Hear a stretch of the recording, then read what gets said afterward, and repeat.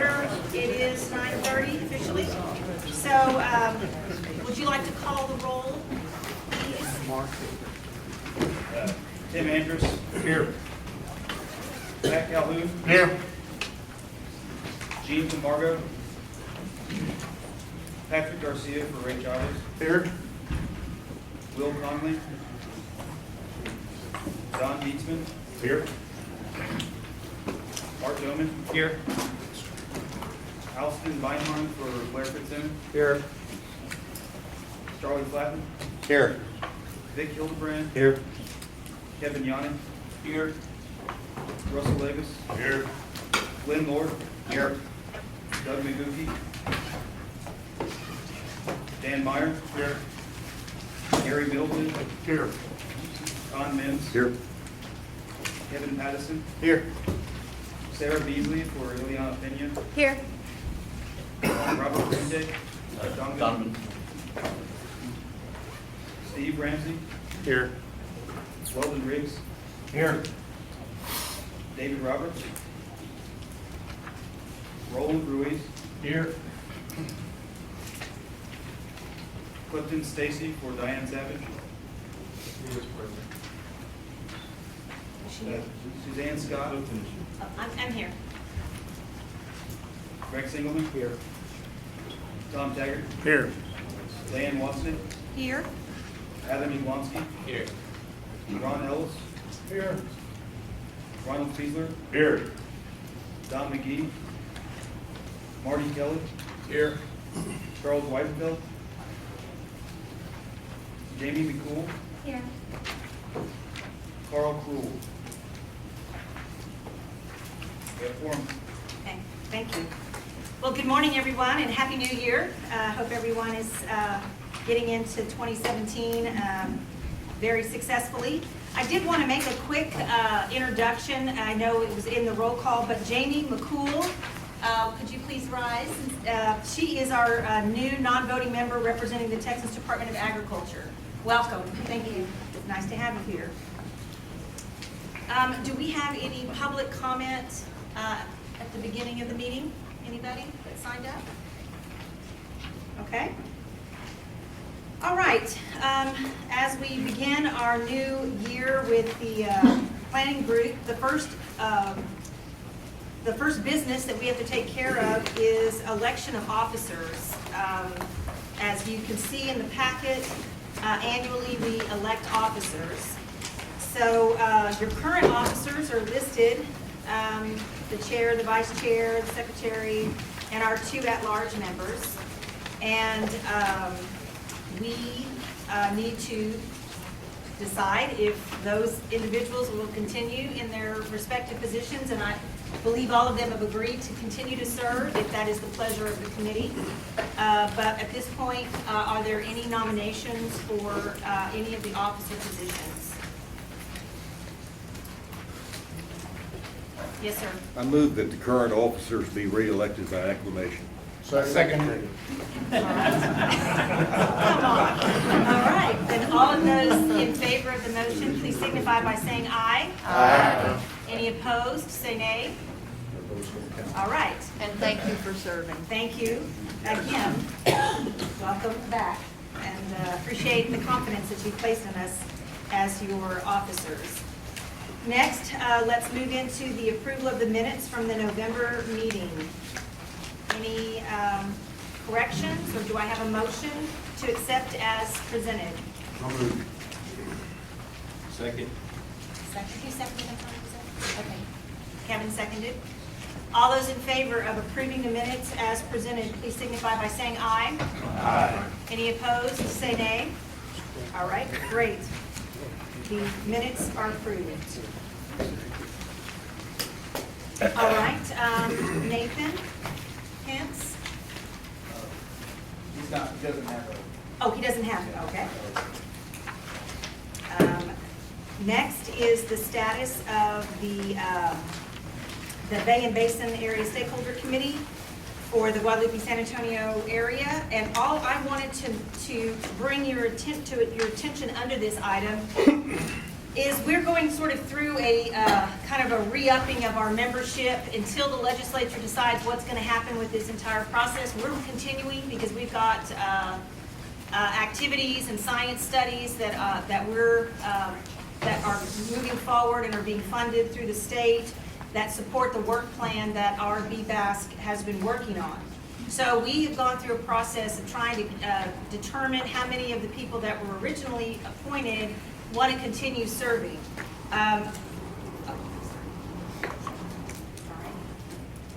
Did this? I just received it. Okay. Can she speak at the end? Okay, thank you. So what we've done is gone through a process to determine who wants to continue and what areas would have vacancies for those that did not want to continue. So in our tallying of the current membership, we have the folks in front of you, those areas, agricultural, irrigation, free-range livestock, recreational water users, industry, refining, and public interest groups. We have vacancies on the BBASC in those particular areas. So if anybody on this regional planning group or that are hearing in the public would like to submit an application for this, please, it's attached to this document. You can talk to Cole over here if you're interested. We are trying to go through a process to have all of these positions filled. So if anyone's interested, please put your name in. And then we're going to be probably calling a meeting later in March so that we can take action on this, March, April, something like that is what we're trying to do a doodle poll on to figure it out.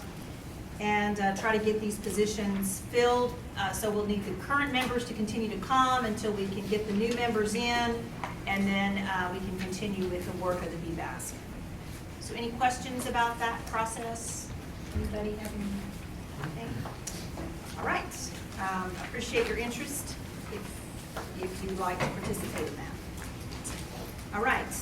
Next is the Water Development Board communications. We're going to have a presentation by Ron.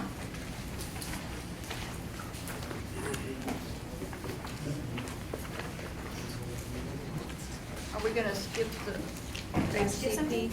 I'm sorry, I'm looking at, hold on. I'm looking at the agenda I had before we finalized everything. I'm sorry. Is that the supposed to- HCP status? Oh, he's not here. Okay, okay. Thank you. Okay. So, I didn't know if you wanted to first introduce the Goldwater project presentation, Ron, before we called them up, or did we want to just call them up? I didn't know if you wanted to give some context to that, or? I think he just peeked in the door, I think he just arrived. Okay. You want to flip them then? Do you want to do your presentation first, then that one? So if that works for you. let's That would do be great. Okay. This Goldwater project presentation that is identified here is something that's kind of supporting activities of the Water Development Board. So I kind of wanted Ron to kind of give you some context, and then we were going to get a quick presentation from the firm that I believe has been hired to do the work. But we'll let Ron do his presentation, then he can introduce the Goldwater project presentation. Good morning, thank you. So before I do my presentation on the rules, I'm going to give a brief update on some things that are going on at the board and processes that are going on for the planning groups. The first thing is the RFA, the request for applications, that is currently going on. It's request for applications for contracting for the balance of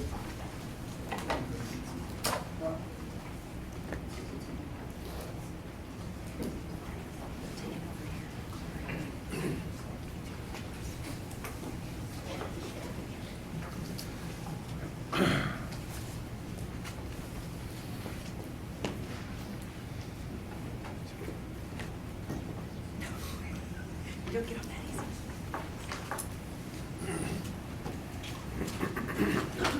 So I'll keep going, I'll just break it down a little bit. So responses to the request for applications are due by noon on February 21st, 2017. Sarah is working on that, so I think everything is moving along. April 6th is the anticipated board meeting to authorize negotiating and executing regional water planning contracts. The planning group needs to issue notice at least 30 days before that April meeting. Thank you, Steve. And I know that Sarah has been working on that. August 31st of 2017 is the deadline for executing those fifth cycle regional water planning contracts. We're also currently updating the regional water planning guidance document. That's Exhibit C of the water planning contract. It's on our website right now, on the board website under fifth cycle. There is a link to a PDF of that document. We are looking for comments on that document, and we'll do that February 21st. So if you have any interest in reviewing that and giving us comments, we appreciate that. Next up is projections. On December 22nd, the draft population projections, as well as the municipal demand and mining demand projections, were sent out to the planning groups. I know Brian was going to talk about that some later on in the meeting. We anticipate that by June, board staff will distribute draft water projections for irrigation, livestock, manufacturing, and steam electric power. In addition, historical water use data for municipal WUGs will be sent out during this time period. And in July of 2017, utility GPCDs will be sent out. And the anticipated deadline for adjustment requests is January 2018. So related to projections, we also just made some changes to the methodologies for non-municipal water demand projections. So in light of those changes, we're considering having a webinar or a conference call, maybe about mid-February, to discuss those changes. It's primarily for technical consultants, but anyone is welcome if they're interested in hearing about the changes to those processes. That's non-utility? Yes, the non-municipal Non-municipal. water demand projections. We sent out an email on the 27th, with a doodle poll for dates. If anyone is interested, I know it went to the technical consultants, but if anybody is interested in participating in that and you didn't receive that email, let me know and I'll make sure it's forwarded to you. It is tomorrow, actually, is the deadline for SWIFT abridged applications. We have received one application so far from a Regional entity. That was Hayes Caldwell Public Utility Authority. Submitted an abridged application. There may be more in, today and tomorrow are probably going to be when the bulk of abridged applications come in. There may be more from Regional that I'm not aware of. So we anticipate invitations to complete a full application will go out in early April, and then full applications will be due in early May. Next up, we have shared a stakeholders survey about customer service for our stakeholders and how we carry out the agency's mission. It was distributed to all voting and non-voting planning group members, administrative offices, and technical consultants. We've extended the deadline on that stakeholder survey to February 7th. That's next Tuesday. So we'd really appreciate your feedback if you got that email. If you didn't get that email and you'd like to give some feedback, let me know and I can get that forwarded to you.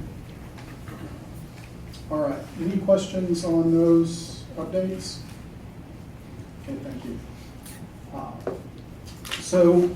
In December, actually in November, the board adopted some changes to Chapter 357 planning rules.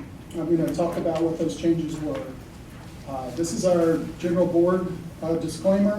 Anything I say here today does not represent a decision or position of the board.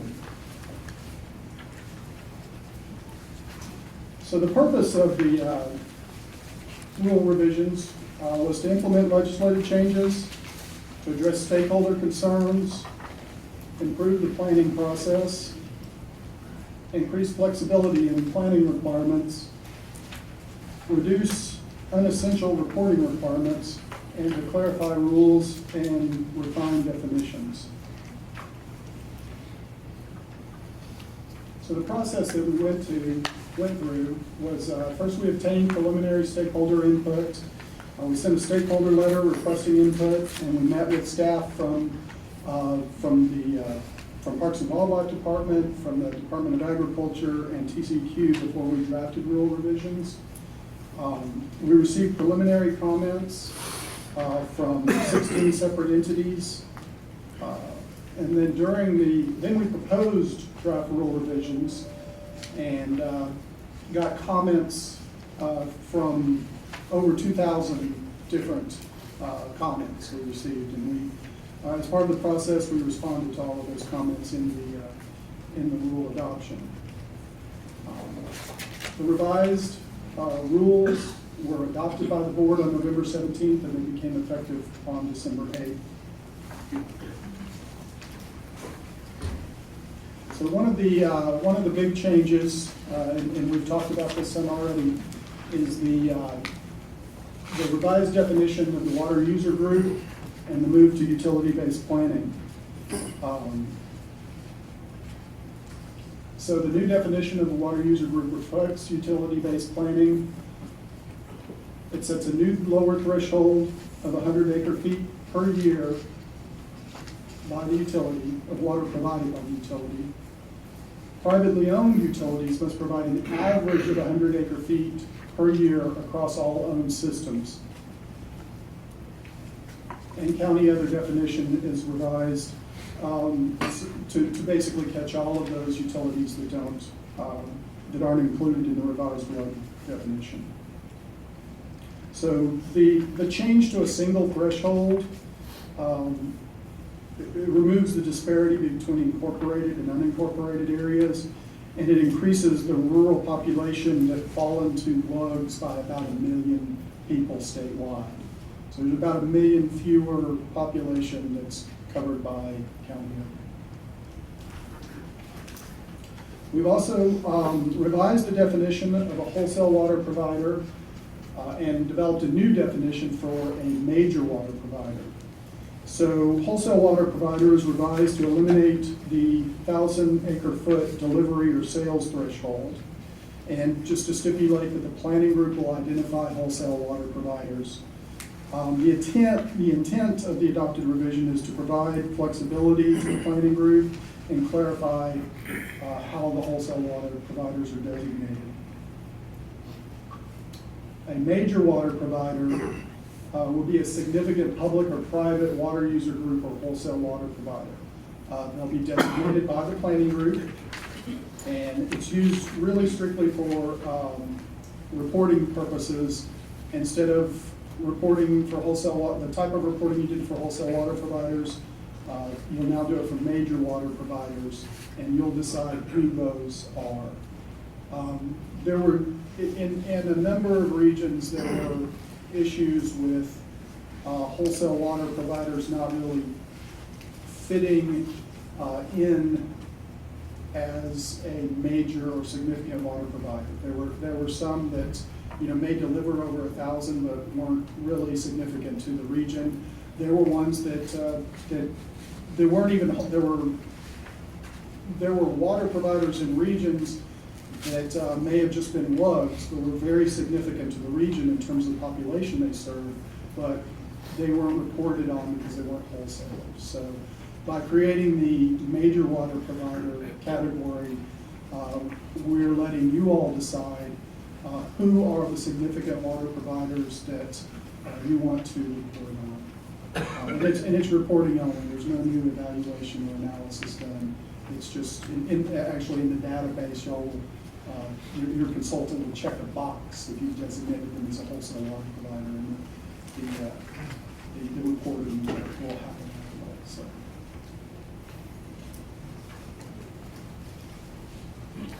Okay, water management strategy projects and prioritization. So we added the term WMS project to distinguish from a water management strategy and to clarify that that's what the planning group prioritizes at the end of the process. So a water management strategy project is an infrastructure project that may be required to implement a water management strategy, whereas a water management strategy is a plan to meet a water need of a water user group. So a water management strategy may or may not require a capital project, but if it does, it would be achieved by WMSP.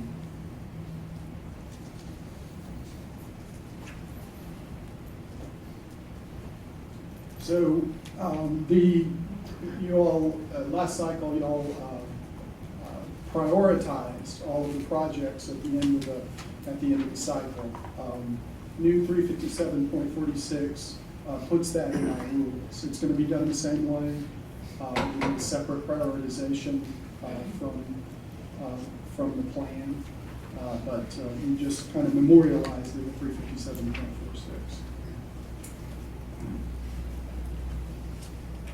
So, public notice revisions, 357.21, we revised to allow a planning group to post meeting notice and agenda on its website or the website of the host political subdivision, or to provide notice to the county clerks, all the county clerks in the region. The previous requirement was all the county clerks. House Bill 3357 in the last session allowed political subdivisions to give notice to post on their website instead of doing notice to county clerks. And although that doesn't directly apply to planning groups, we got a lot of feedback from planning groups, from political subdivisions who are administrators for planning groups about, we're able to do this over here, can we do it over here too? So what we've done is kind of in the spirit of House Bill 3357, allow planning groups to do it the way you've always done it, or to post it on the website. We didn't want to, restrict the amount of notice that goes out, but we did want to give you the flexibility to post on your website and potentially reach more people. So new 357.21E is notice for requesting research and planning funds from the board, like the RFA process that we're going through right now. So in rule changes in 2012, that particular action was consolidated with some other planning group actions, and it inadvertently required planning groups to post notice with the Secretary of State's office and the Texas Register, and that wasn't necessarily intended. So we've added this 357.21E to pertain to requests for research and planning funds, and it does not require posting with the Secretary of State or the Texas Register. So existing surface water supply analysis. We've kind of reorganized 357.32. We revised it to reorganize, improve, and clarify the requirements, and specify how evaluations of run-of-river surface water are conducted. So the evaluations of existing run-of-river supplies are based on minimum monthly diversion amounts that are available 100% of the time, if that's the only supply for municipal water. If it's a conjunctive supply, if it's used in coordination with other supplies, then you'll have flexibility. But if it is the only supply for municipal load, then The supply is determined by 100% available, or the minimum diversion available 100% of the time.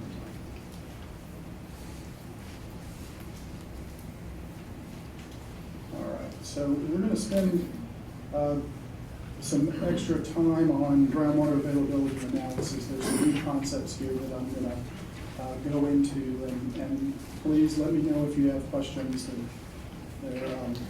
They're new concepts. So 357.32D is the section of the rules that talks about the groundwater availability analysis that's done to determine groundwater supply. So to be consistent with the DFC, the availability in the plan must not exceed the MAG. If there's no GCD within the planning area, the planning group will determine the availability of groundwater for planning purposes. That was Senate Bill 1101.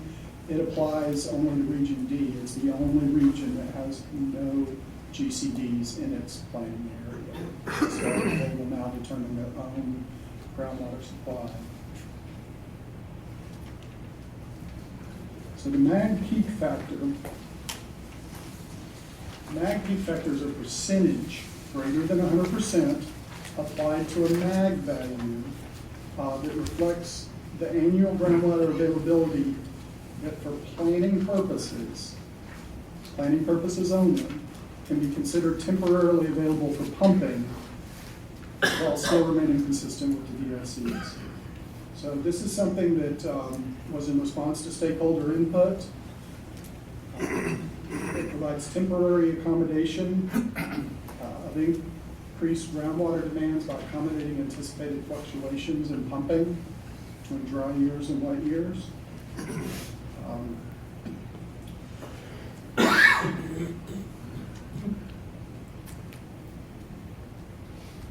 It does not limit permitting, and it does not imply or guarantee approval of future permit applications. The process requires review and approval by relevant GCDs and the GMA and the executive administrator at the board. So the MAG peak factor request would come from the planning group. It must provide a technical basis, including sufficient detail to support the required evaluation and review of the proposed approach and factor by relevant GCDs, GMAs, and the executive administrator.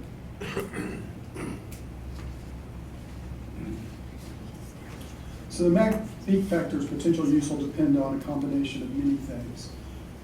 Character of the aquifer, the specific location, historic and anticipated future pumping, relative to MAG, historic and estimated future pumping patterns, and of course approval by the GCD, GMA, and board.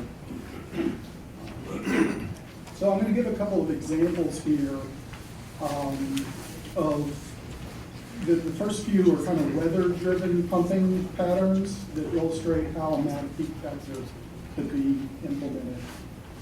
So this is a hypothetical graph. There's no saying the left axis that there's no amounts there. So, but what it illustrates is how actual pumping can vary between periods depending on wet and dry weather conditions.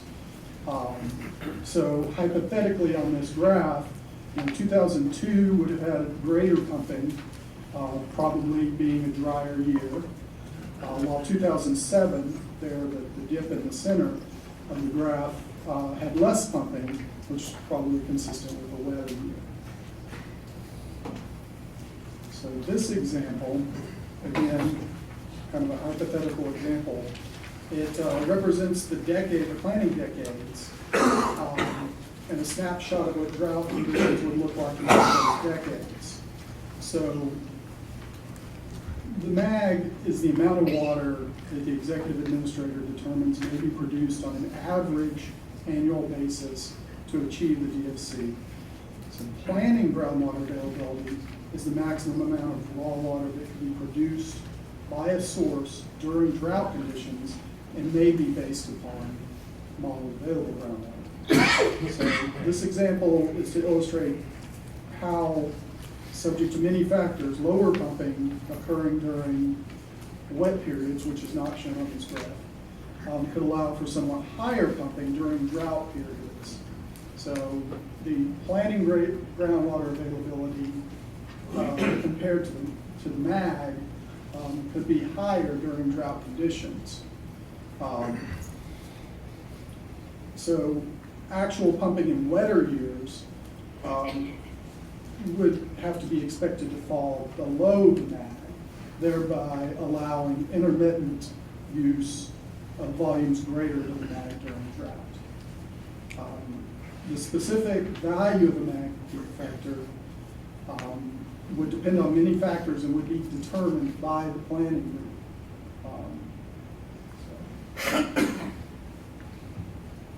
So I've got another example that shows need-driven pumping that will allow for the use of the MAG, for the implementation of the MAG peak factor. So in this example, this, again, a hypothetical, based on anticipated occurrence of low pumping in early decades. So 2020 through 2040, the black bar is the anticipated pumping. So, you know, based on information that you have as planning group members and that the WUG would have, you could say, we don't expect the need or the higher need for this to come until 2050. So groundwater pumping in all years in the early decades is expected to consistently remain well below the MAG, which would accommodate pumping volumes higher than the MAG in later decades. So all while achieving the DFC. So there could also be instances where the MAG peak factor is based on both of these scenarios together, a combination.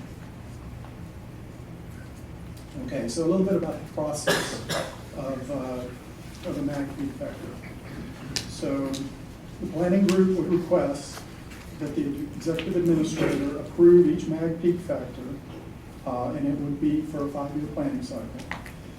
It has to include written approval from the relevant GCD and representatives of the GMA. It has to include the technical basis of the MAG peak factor value and document how the MAG peak factor will not prevent the associated GCD or GCDs from managing groundwater to achieve the DFC.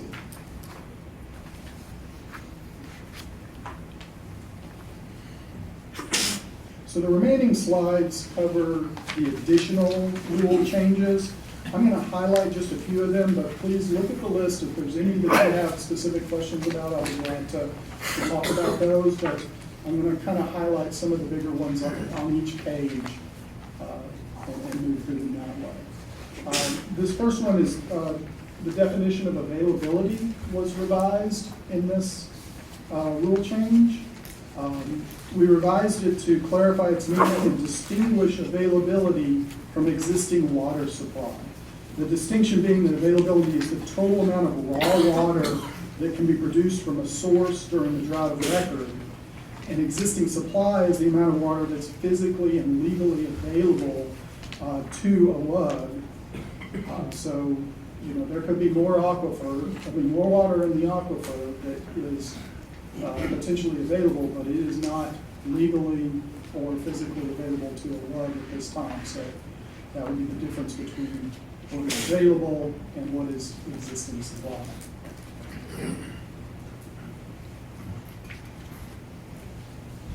So we also revised the definition of water conservation measures.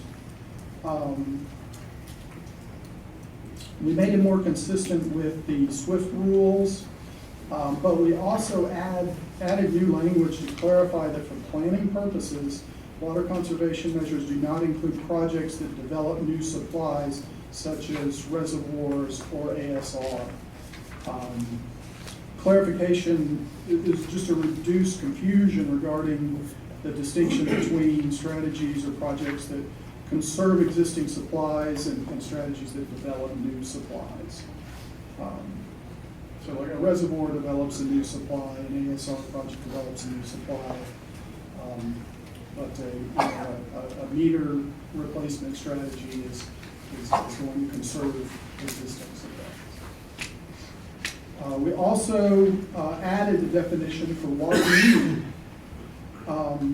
That's to explain the difference between projected water demands and existing water supplies. When supply is less than projected demand, there's a potential for a water shortage or a water need.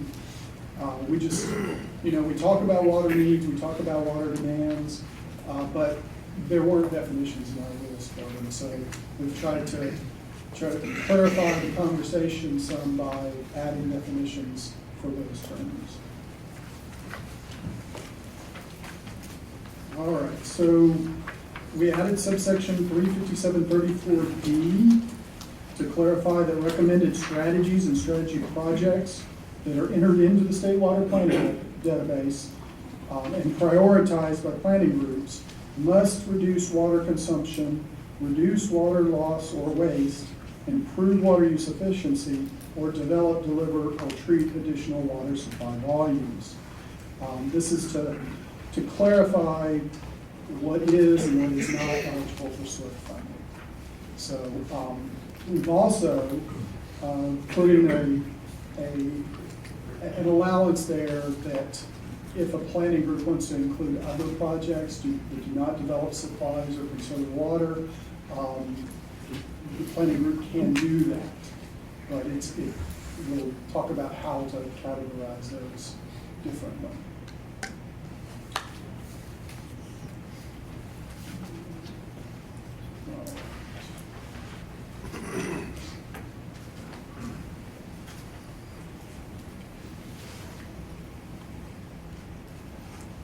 So 357.50J was added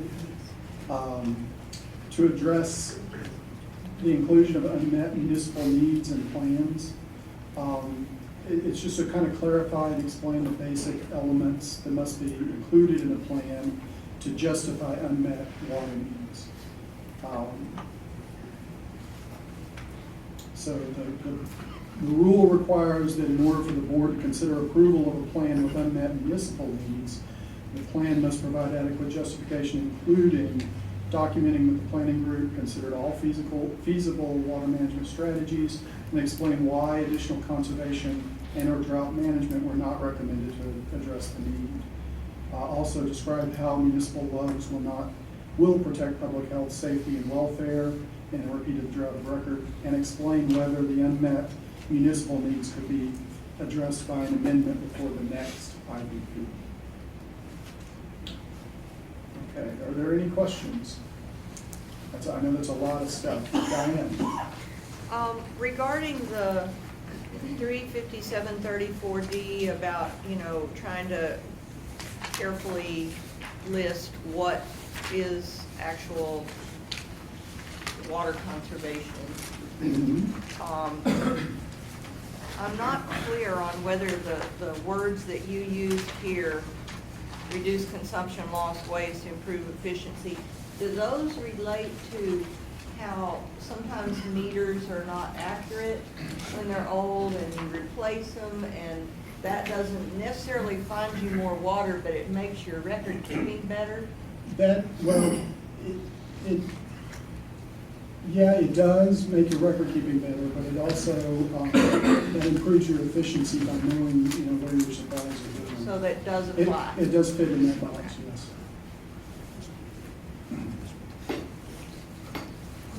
Yes. I do have one question in relation to 35751E on substituting the alternative to recommended water management strategies. Could you kind of just cover what that change entailed? Sure. So we revised it to specify how planning groups substitute strategies, alternative strategies for recommended strategies. So we put in the words without over allocating any source, to specify that when substituting an alternative for a recommended, the substitution can't over allocate a source in the same manner that they can't be over allocated in adopting a plan. And that was the change there. Sir? I'm having trouble grasping this MAG peak factor. It appears from what you showed us that it allows for additional pumpage during times of drought. Yet groundwater districts and public utilities and that sort of thing are required to have drought management plans that require reductions in drought and in pumping during times of drought. I can't reconcile that. Can you help me on that? Sure. It's important to remember that the MAG peak factor is for planning purposes only. The district and the GMA and the board and the planning group all have to be involved in the decision to approve a MAG peak factor. And that certainly, pumping restrictions during drought conditions would certainly be a consideration that those entities should weigh during that decision-making process.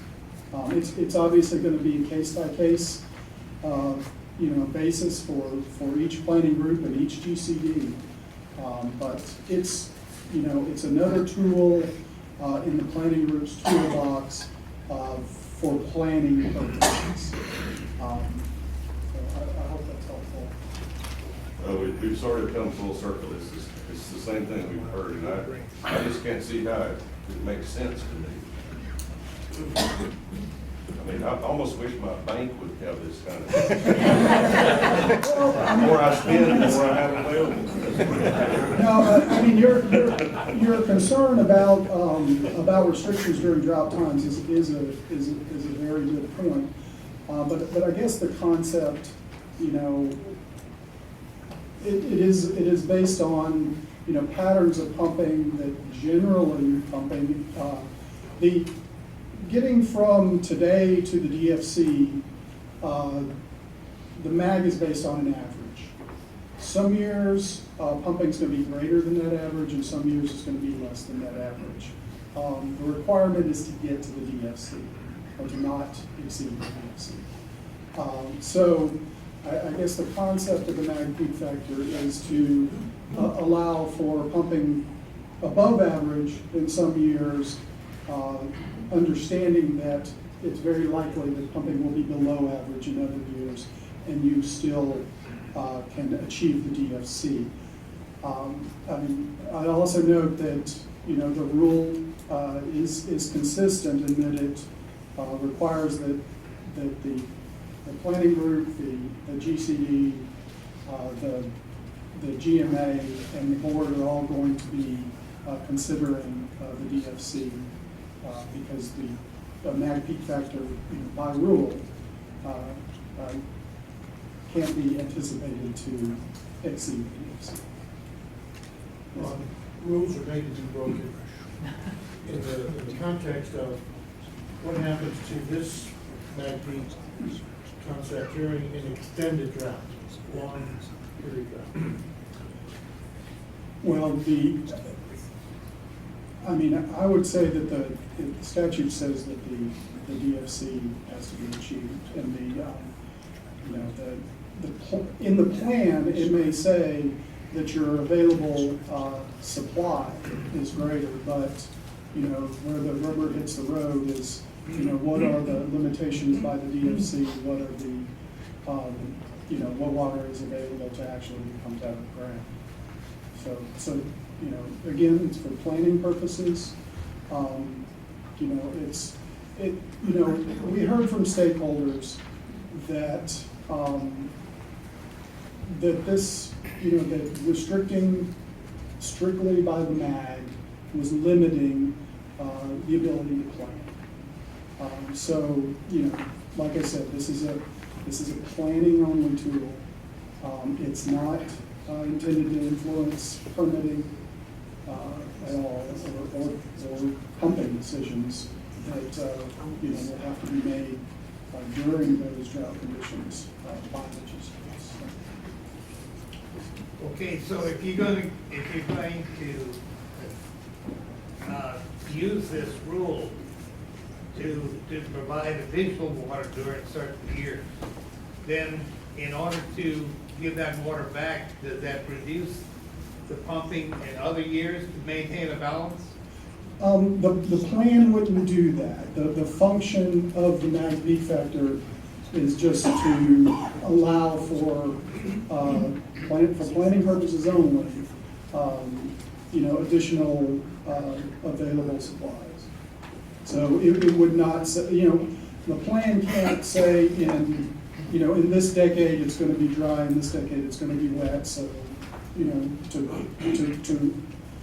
put it in effect and take it out of effect for planning purposes, there's not really a way to do that. So it would apply for the 5-year cycle, and it would be a planning group decision again for the next cycle to determine whether a mag peak factor is appropriate. Well, if you're not going to maintain a balance, plus and minus balance, in effect, what you're doing is increasing the amount of available groundwater. And you're increasing the groundwater availability for planning purposes. And it is based on, historical patterns and assumptions that those patterns will continue and that there will be a balance. And let me be clear, I'm certainly not advocating that y'all would implement one or not implement one. It is ultimately the planning group is the first decision maker in this process to decide if it's appropriate for planning purposes for your regional water plan. And Ron, when would we have to make that decision? Um, It didn't have a by when we would have to go start the process. It's during the determination of your existing supplies. So I think once we're done with demands, that's the next step, so Okay. 2018 timeframe. All right. Just a quick question, regarding the peaking factor, if one were to be developed and fully approved and implemented in a plan, subsequent plans with that approval, that process have to be followed You through? It start wouldn't just over. be carried over, correct? That's correct, you start over for each 5-year cycle. Okay. Well, I don't quite understand that concept because you're saying planning, but water projects are based on our plan.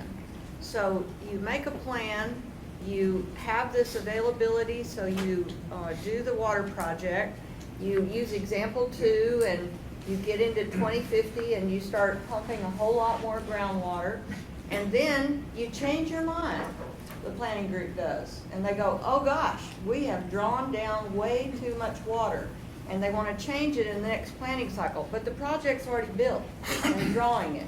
So how does this work? Well, I mean, the project is already built and drawing it, it's not in your plan anymore. I mean, if that scenario does happen, then what you've got is limited supplies going forward, based on the fact that that project is already in place. Diane, are you talking about investor-backed expectations?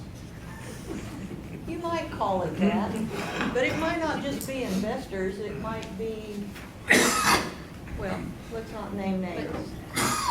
Yes. Say, you mentioned earlier about prioritizing the projects, which we did in the last plan. Are we going to be able to prioritize the projects in this plan as well? And if so, will it weigh more than 1/11 in your decision making? To my knowledge, our rule change did not change the prioritization process, or the SWIFT process, or any of those things. All we did was put that requirement in our rules. It'll be done exactly the same way, and what it weighs in the SWIFT process, to my knowledge, is not changing. Regarding prioritization on page 7, will there be levels of priority, or will it be a binary yes or no on the priority basis? You actually rank the projects. On a scale of? 1 through however many there are. There's a formula that we use Thank you. that was established for the ranking. So that will remain the same.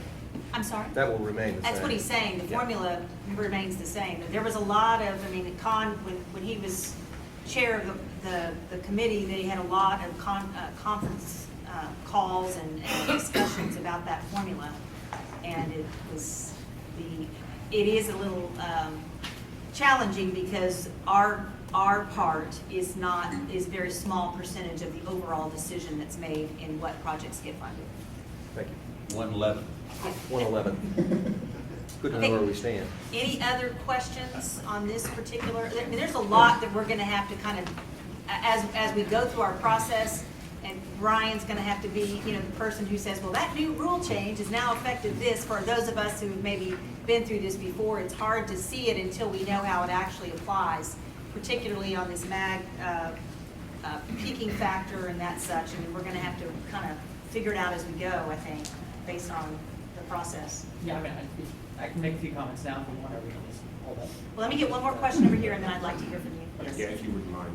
Ron, relative to the approval process, the slide for that indicates that the executive administrator has the final approval.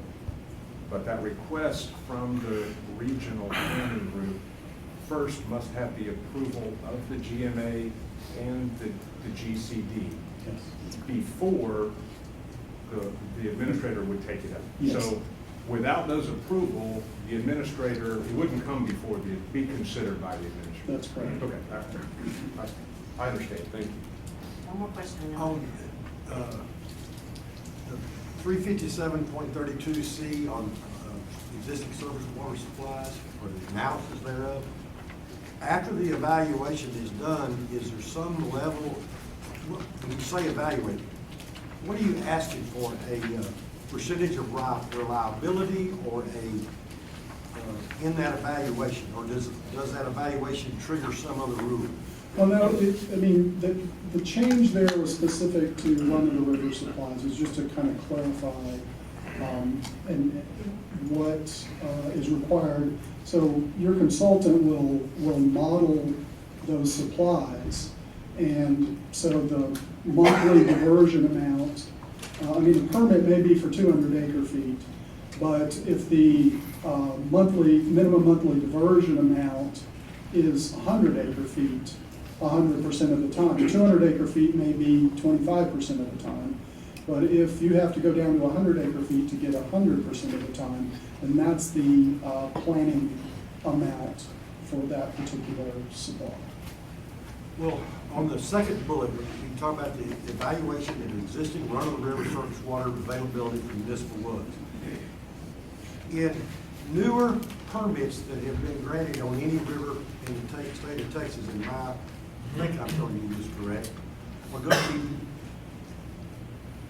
be the pumping, the restrictions on those permits based on the volume of water that's in the river or the velocity or whatever it is.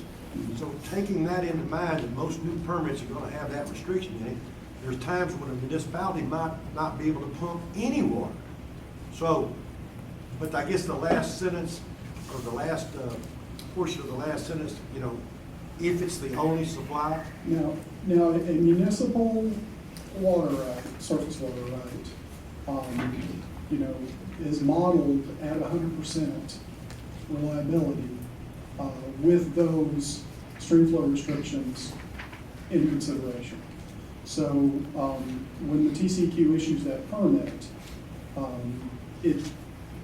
based on modeling, it should pass the planning modeling too. I'll let Brian comment on that. I'll just chime in here specifically on the surface water supply question.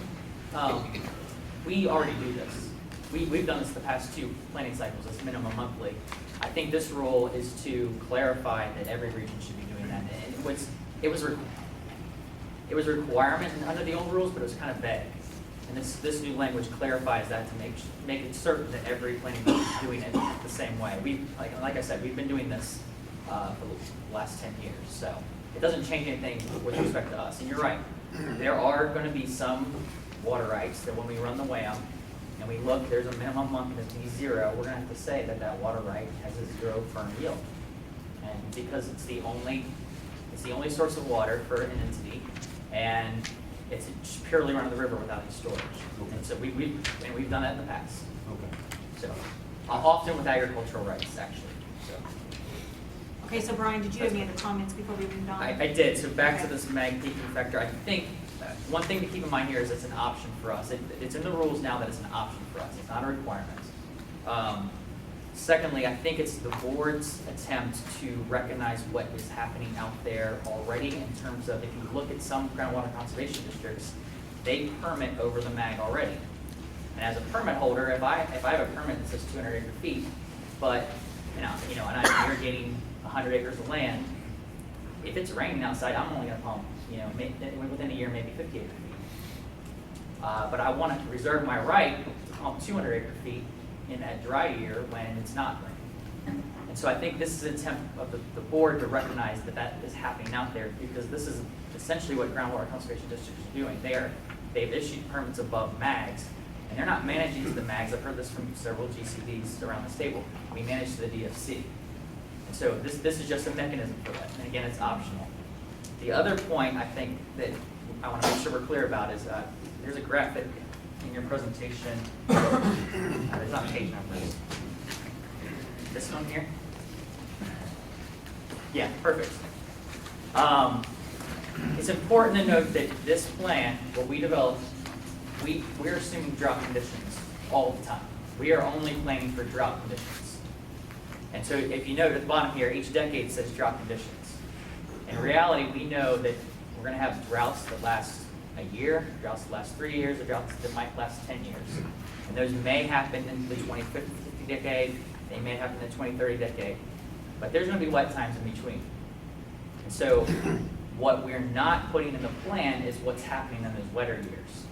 And this mag peaking factor is just recognizing that if we're planning for the drought, yeah, we're going to say that this peaking factor, which would be essentially the green bar divided by the blue bar here, is what's happened just in case a drought happened in 2020, if a drought happened in 2040, if a drought happened in 2060. It's not saying that there's going to be a drought, definitely that, for this entire year period. And we're going to always have this mag peaking factor. But just keep that in mind as we're doing our plan. We're planning drought conditions across the board, drought demand projections, drought existing supplies, drought availability for new sources, etc. We're not looking at necessarily the wet times, flush times. So, okay. Brian, how do y'all, just quickly from my own education, when y'all determine groundwater availability in the plan, how do you do that now? I mean, do you look at, you look at the available supply, do you look at permits, do you look at, We at least in the last planning cycle, we had a large work group that got together and discussed how best to do that. And we looked at mags versus permitting in each of the groundwater conservation districts. And we also looked, in addition, that's just holistically over the groundwater conservation districts. But then when we look at the individual water user groups, we're looking at what they are permitted, but also what they have capacity in their wells. So then it becomes an individualistic thing. And so let's just pick one county ABC. It's a one county groundwater conservation district. In that groundwater conservation district, the mag might be 50,000 acre feet. They may have permitted 70,000 acre feet. We look at each individual WUG who's drawn on that. We look at what they're permitted for versus what their connected supply is, the number of wells they have. If they have well capacity in excess of their permit, we're limiting their supply to what they're permitted to take in a given year. Granted that it's going to fluctuate throughout the year. If they have a permit that's fat and they don't have enough well capacity, then we look at that as a potential. If they have a need, we have a potential to add wells there, right? Without having to go through the permitting process, they could just simply add a well. They already have it permitted. So for each individual WUG, we're doing that within this one county district. We do a summation of all that, and then we compare those numbers to the MAG, and the MAG was a hard floor before. And so, what's the existing supply through the 50-year planning cycle? For each one of these, add them all together in each one of those decades and see how we compare it to the MAG in the previous plan. And then if we had an issue, I think we had this whole set of rules. If we ended up above the MAG, then everyone got scaled back a certain amount. If we ended up under the MAG, but new projects pushed us over, those projects got scaled back, but everyone has existing supply was already there. And if, by some miracle, existing supply plus new projects were still under the MAG, everyone's good. So yeah, it's a detailed process and kind of looking from the individual water user groups all the way up. It gets more complicated, of course, when we start talking about multi-county districts and. Is there a flow chart? Here? It was a complicated process. There's a spreadsheet, yeah. But then we had a groundwater, like MAG work group that met at least 2 times, maybe 3 times to go through that process. So when you compare, you're comparing the permitted amount versus the existing, the pumping, permitted versus pumping.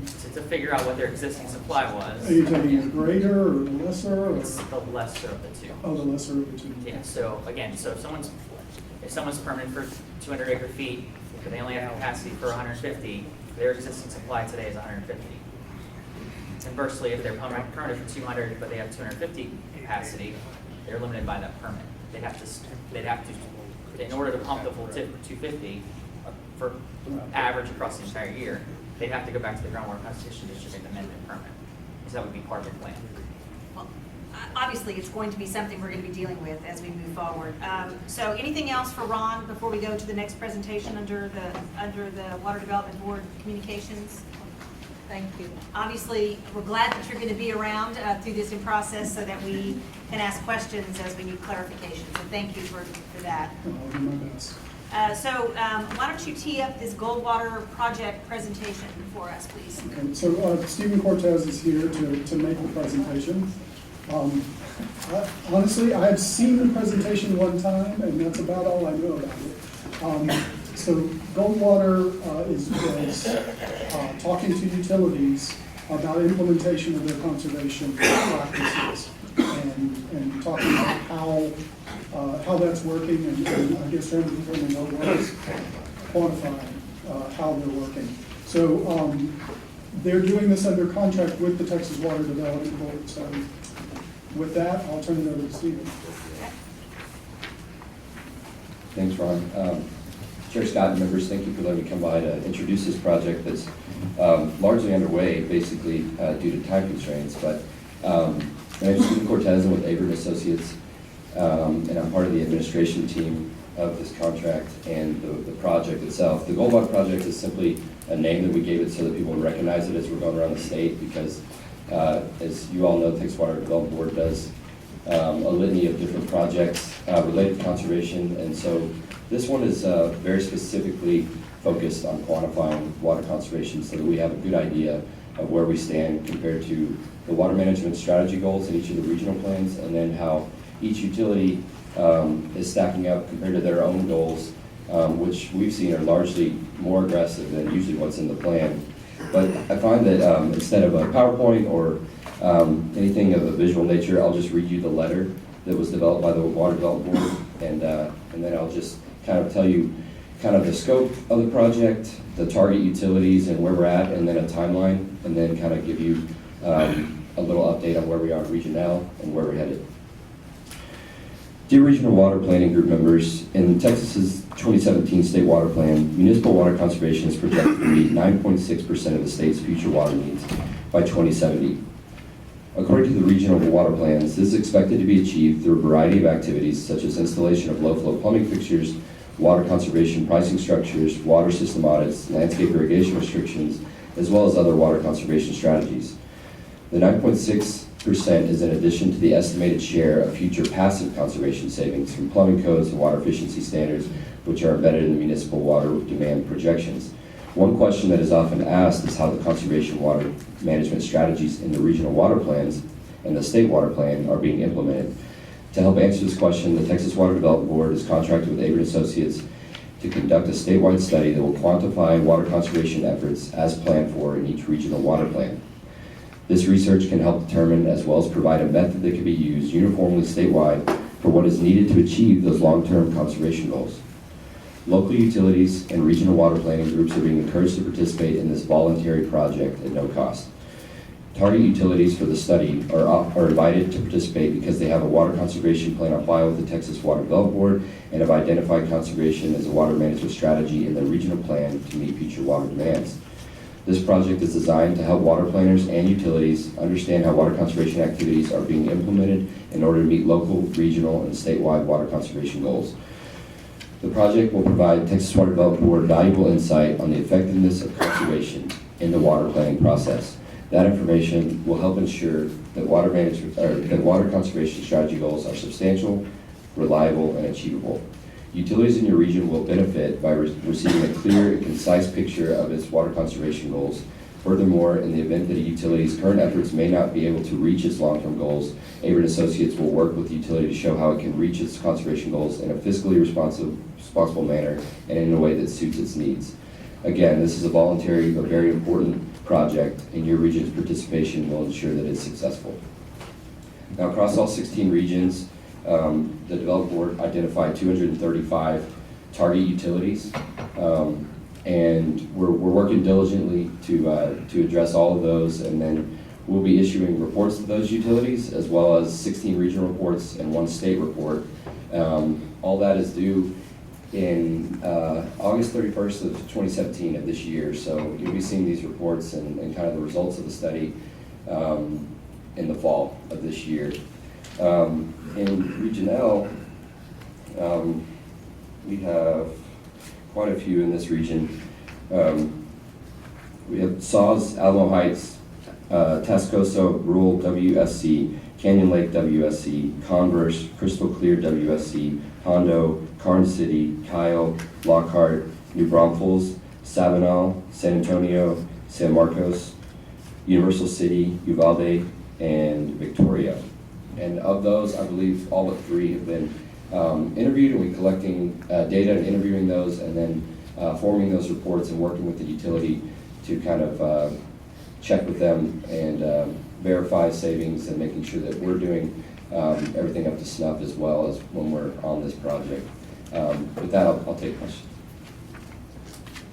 Okay, anybody have questions? So just to be clear, in your interviews that you're talking to those particular entities, Yeah.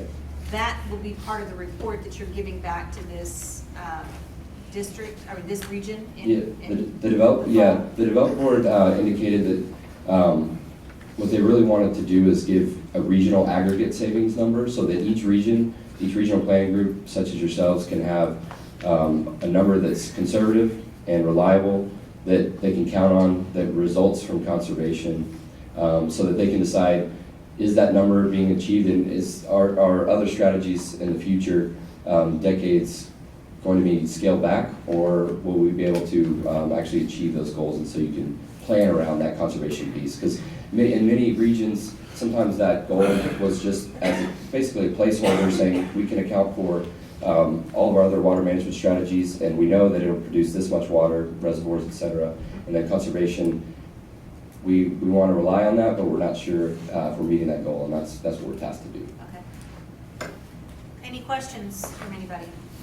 Okay, Diane? I was wondering, is this going to help us have a GPCD number that is uniform from, Like, as in, like 140, getting above and below that? Right. Our task is really to give you the gallons being saved as best we can, and sometimes that's separate and apart from the GPCD number. Well, we don't know, everybody's counting who uses that water in a different way, and that's, Right. I think, as I understand it, that's been one of the problems in trying to compare apples to apples. Yes, and so what we have is 40 quantifiable strategies that we have very reliable savings figures for, and then we also are taking into account what you call water conservation incentives, but that are very hard to quantify. Education, water rates even, are very hard to quantify, but then in our 40 strategies, we have very reliable savings numbers on what they save per year. And so we are taking a look at the implementation level of those strategies and quantifying it that way across the board. Some utilities have much more sophisticated ways of tracking their savings, and we're honoring those savings. But then, by and large, many utilities don't have the resources to be quantifying it from year in and year out, and so that's where the uniform process comes into play. Yes, sir.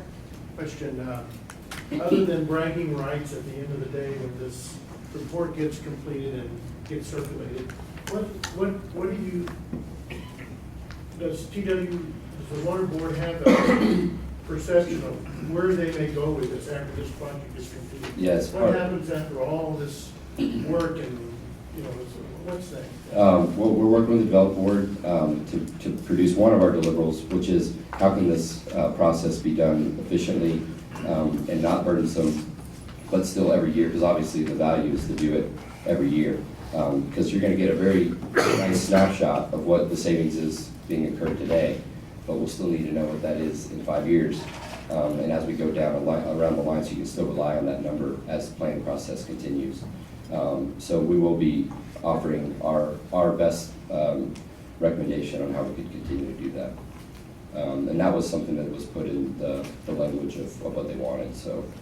And will there be funding to continue this project? That's largely up to the legislature and the Water Development Board on how they go forward with that. So right now it's just funded for this 1 year? Correct. Okay. Thank you. Yes, sir. One of the outcomes of this could, I'm guessing, there's a question, I guess. One of the outcomes could be that it identifies which conservation measures are the most effective, so that the water don't would fund those type of measures for each water user group? Yes, absolutely. One thing that I know that the Development Board is working very diligently to get out SWIFT funding. And so one thing we're also taking into account is, lots and lots of cities are switching over to AMR and AMI metering, for instance. And that's a project that can be funded through SWIFT. And so those types of strategies and the information we're gathering on how effective those are for utilities and what their cost benefit was, that's valuable information that we can report back. And each region, as you can imagine, has a lot of nuance and what actually is going to work for their future conservation outlooks. I mean, the Panhandle is a much different region than East Texas in terms of what they can expect. So each of the regional reports will absolutely take that into account. And the idea is to really understand what's feasible, what's being done, and as far as our approach to it, it's absolutely not any mandate or a comparison saying this utility's not doing enough or that utility's doing well. It's basically just to get a reliable number on those strategies and understand what's being put to use and what gets effective savings. All right, any more questions? Oh, I'm sorry. Yes. We met with you, so Yes. thank you for that. Yes. But just kind of a process question. We handed you a lot of data and met with you, that was helpful, but before you get to that deadline of everything being due, is there a circle back to the Yes. utilities? Yes, absolutely. To kind of go over the draft and discuss recommendations you're thinking of making? Yes, absolutely, especially for the large utilities. And you saw us, and we wanted to meet you early on because just wanted to hit a lot of the very large utilities first. And so we will be circling back and communicating with you and everybody for sure. All right. Well, thank you very much. I look forward to seeing your report. Yes, ma'am. Thank you. All right, we're going to move on. So under the chair's report, just a couple of things real quick. I have represented Regional at a few meetings. We had, I believe it was back in November, we had a meeting that was called by the Water Development Board. All the board members were there just to sort of bring all of the chairs together to kind of talk about, kind of what's going on with all the regions, looking to see if there's any possibilities of looking at some, different planning groups do different things. There's different levels of participation, different bylaws, that sort of thing. So they were just really sort of talking about maybe if there needs to be more uniformity between what's happening between planning groups. This, I know it's small and I apologize, but Cole printed this out. The chair of the Region A planning group, his name is C.E. Williams, went through the effort of looking at all of the planning groups and looking at their bylaws and trying to get sort of a matrix of, and I know it's hard to read, we can send this to you so you can put it up on a bigger piece of paper, but he went through and sort of tried to look at all the planning groups and seeing what some of the requirements were, general as well as membership, their terms, their voting processes, etc. I found it kind of interesting. I mean, we do this sometimes and we don't really know what other planning groups are doing. So this is really just for your information. If you want it to be emailed to you, we can do that. If you want to put it on a bigger screen or look at it larger. But it's just kind of an interesting way of comparing and contrasting what everybody's doing. It was a very interesting meeting. I was glad to be there. Nothing really came of it other than it was just informative to not only the board members, but also all of us that were just listening and learning between all the different planning groups. I think that I think Beck wants to maybe call them together again, the group together at some point. He definitely left that open as an option.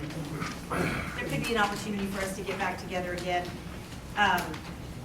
So the other thing that I wanted to just bring up, I mean, obviously we all know we're in legislative session right now.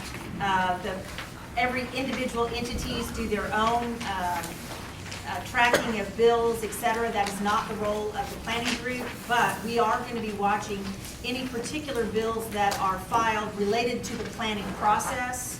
And if there's something that we feel we need to weigh in on, we'll let you know. I mean, obviously, because we only meet quarterly, much of this activity may be happening between planning groups. And if we feel like there's something that needs to be, that we need to make a statement on something, we'll try to push something out to the group. Typically, it's very hard for the planning group to participate in this process simply because, we don't meet and everybody has to kind of take their own direction on bills that are filed. So what we've done is Cole's pulled together a couple of things that we're tracking. And the Water Conservation Association, which is kind of a organization that many water groups and groundwater districts and municipal water suppliers and river authorities all kind of are members of this. These are the bills that the Water Conservation Association is kind of tracking as it relates to water issues right now. There's a couple that we've pulled out of here. One I was kind of glad to see is that there was a bill asking for the water availability models to be updated. We've been calling for that for quite some time. I don't know where the money's going to come from, but at least it's a nice bill to say that trying to encourage the updating of some of these water availability models. But there's a couple of other bills here. I just wanted to kind of give you all this, and you can do with it what you want. If there's a bill on here that you're interested in, obviously you can go to the legislature online, get more information, see if there's something that you would want to weigh in on or track particularly for your entity. But this is just an opportunity for us to at least give you something of the bills that are being tracked by other organizations. Anybody have any comments or questions, or is there anything that, any bill that relates to regional planning that maybe we didn't put out here? All right, Dan? yes. I was too cheap to subscribe to this TWCA bill tracking service.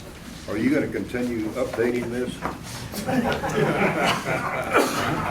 Sure. We can, I think, Cole, you periodically pull a report and just, Yeah. and Yeah, I and get send them it out, in emails, I can just forward them out to you. just to see where things are.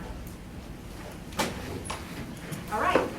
So that's really all I had under the chair's report, but I want to encourage you, I know Ron mentioned it, but I do want to encourage you to fill out that survey that was sent they really are wanting our feedback on the responsiveness of the Water Development Board, their customer service, if you will, that they're providing each of the planning groups. So I do encourage you, if you have not done it already, please complete the survey. And that way, when they get all the feedback, I think it'll be helpful to them and to us if there's some opportunities for us to assist them in their future planning. Do they have any way of tracking us to see who's completed theirs and who hasn't? Well, you've admitted to it now. Oh, you mean to specifically attach your responses to you is our, I don't know about how it works. I would imagine they're probably just, I don't know. I can find one and let you know whether it's anonymous or not. Sarah, do you know if the survey is anonymous or? Yeah, you have to identify the region you're with. I believe that's an option as well, so I think they're trying to make it as anonymous as possible, but obviously if you say what region you're from, I mean, it's a smaller pool, but I don't know if they'll know who's filling it out. But again, I think it's important that we give them feedback. That's what they want. So, I mean, I think we need to be honest about any concerns that we may have. Okay, we're going to move on unless there's anything else. Anybody has any questions about any of that? I missed what you were urging feedback on and to. The survey that the Water Development Board sent out. On the rules? No, they just sent out a general survey, asking people for feedback on their work, their responsiveness, their support of the technical consultants. They've had a long list of questions. And the deadline on that was? I think he's extended it. They've extended it to, what was the February date? 7th. And then the rules comments were due by the 21st, I think. The 21st, the comments on the planning guidance document. Okay. Okay, so we're going to move on to our next item, number 8. Going through our list of our 2021 plan enhancement process that we've been going through for the last few meetings. He has the list in here of the ones that we've sort of gone through already. When we met, and Cole has kind of recapped, as we've promised, kind of keep giving you the things that we've done already.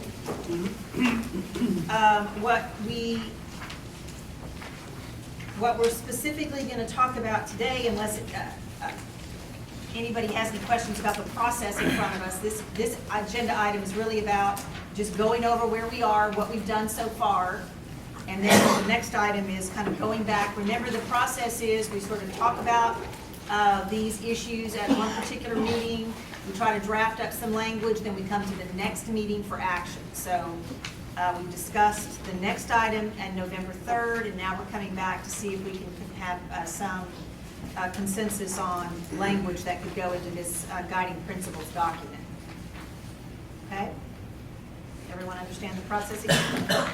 All right, so we're going to move into then the guiding principle that was talked about in November, which was the adequacy, evaluating the plan's effects on freshwater inflows to the San Antonio Bay, the adequacy of the environmental assessment of individual water management strategies. Now, I had to step out because I remember I left last November, and so Tim may have to remind everybody of kind of what we talked about. But what I was briefed on after the meeting was that this was sort of there was some kind of thoughts about language, and this was kind of the Cole's reflection of that language based on the conversations that took place, correct? And there was a discussion about creating a work group to kind of look at this in more detail. Yeah, this language is actually proposed by Con and others in agreement, and just kind of as a starting point for the discussion, and that's what we included in the packet. So it kind of,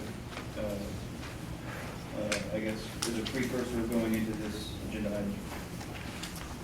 Okay. Suzanne, Yes. before we have a motion to approve this, I had a short statement I wanted to read from Norman Johns about this. Or if you want a motion first so that we can discuss it, I just wanted to read what he had to say to the group. Okay. Well, I guess on the statement that is here, just to make sure, does it reflect, does it reflect what you had put forward last time? Yes, it does, but I think there may be some people that may want to modify it a little bit. Yeah, I think I've heard that there may be some comments. So I think, let's just have a discussion before we put a motion on the table, because this is the first time some of us are seeing this. So Diane, why don't you read your statement or letter, and then we'll open it up to other conversations before we decide what kind of motion we want to put on the floor. I'm not sure that everybody now on Regional knows who Norman Johns is, but he works for the National Wildlife Federation. He's an engineer, hydrologist, who has done a lot of work on the bee bass. And I told him what we're up to and, you know, what we're trying to figure out how to do. And he said that Regional, at least in the 2007 and 2011 plans, did a better job than most regions in assessing impacts to environmental flows, but strangely retreated in the last plan on the comprehensive look at all the components. But even though Regional pursued this, the portrayals of flow changes were not adequate for two reasons. One, the practice was usually to bury the impacts in the baseline. What I mean by this is that the baseline is some future scenario, such as full water rights use with some return flows. This is, to NWF, an overt effort to downplay the incremental impacts of the plan or an individual project by comparing it to a future with a lot of embedded change from today. The second item is that the statistics used for comparison are usually not very meaningful.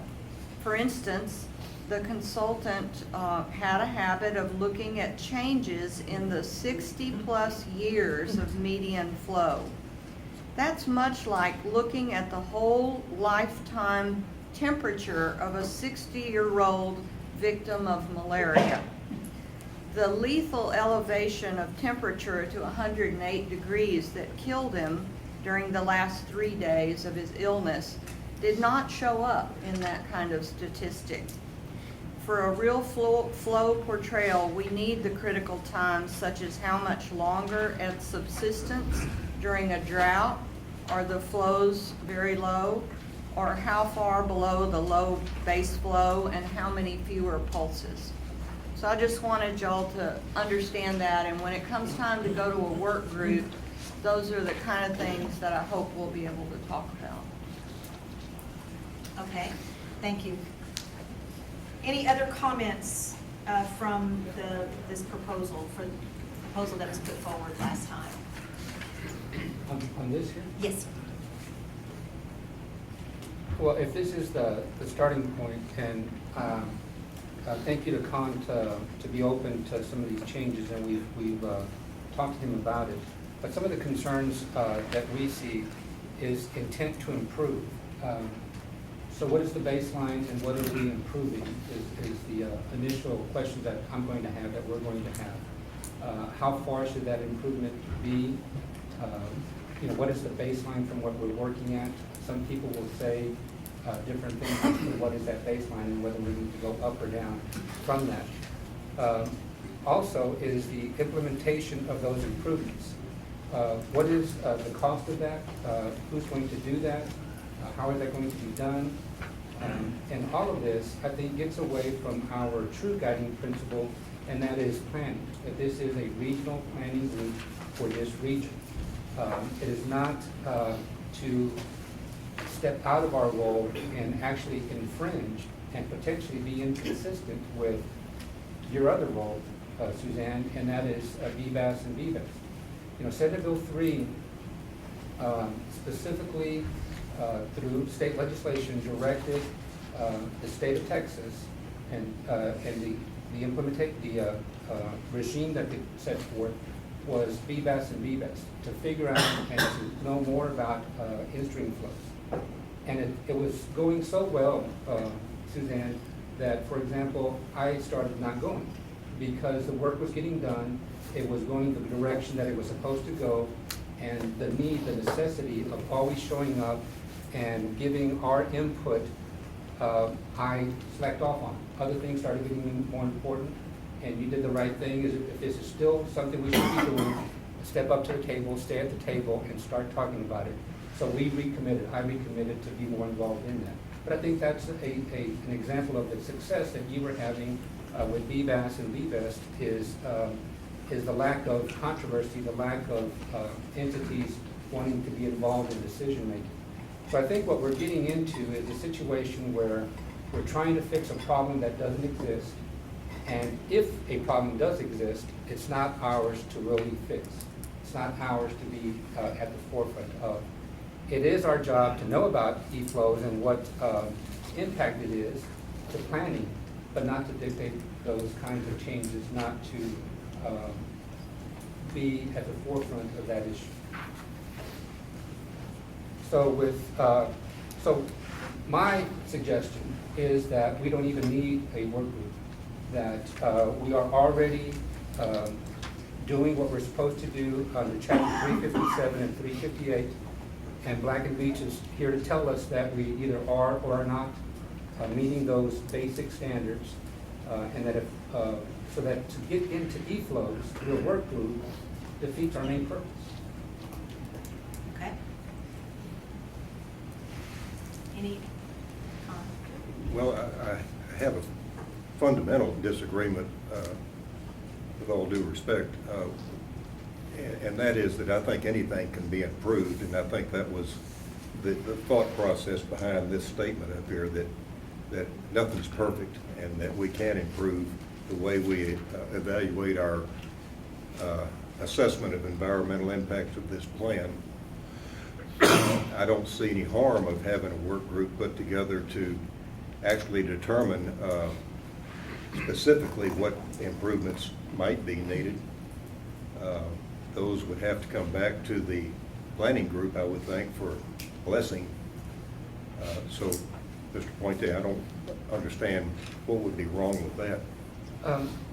There's nothing wrong with it. And you've known me for a long time, Con, and I truly do see a need for consensus. They need to work things out. So I'm not going to fall on my sword about a work group or no work group.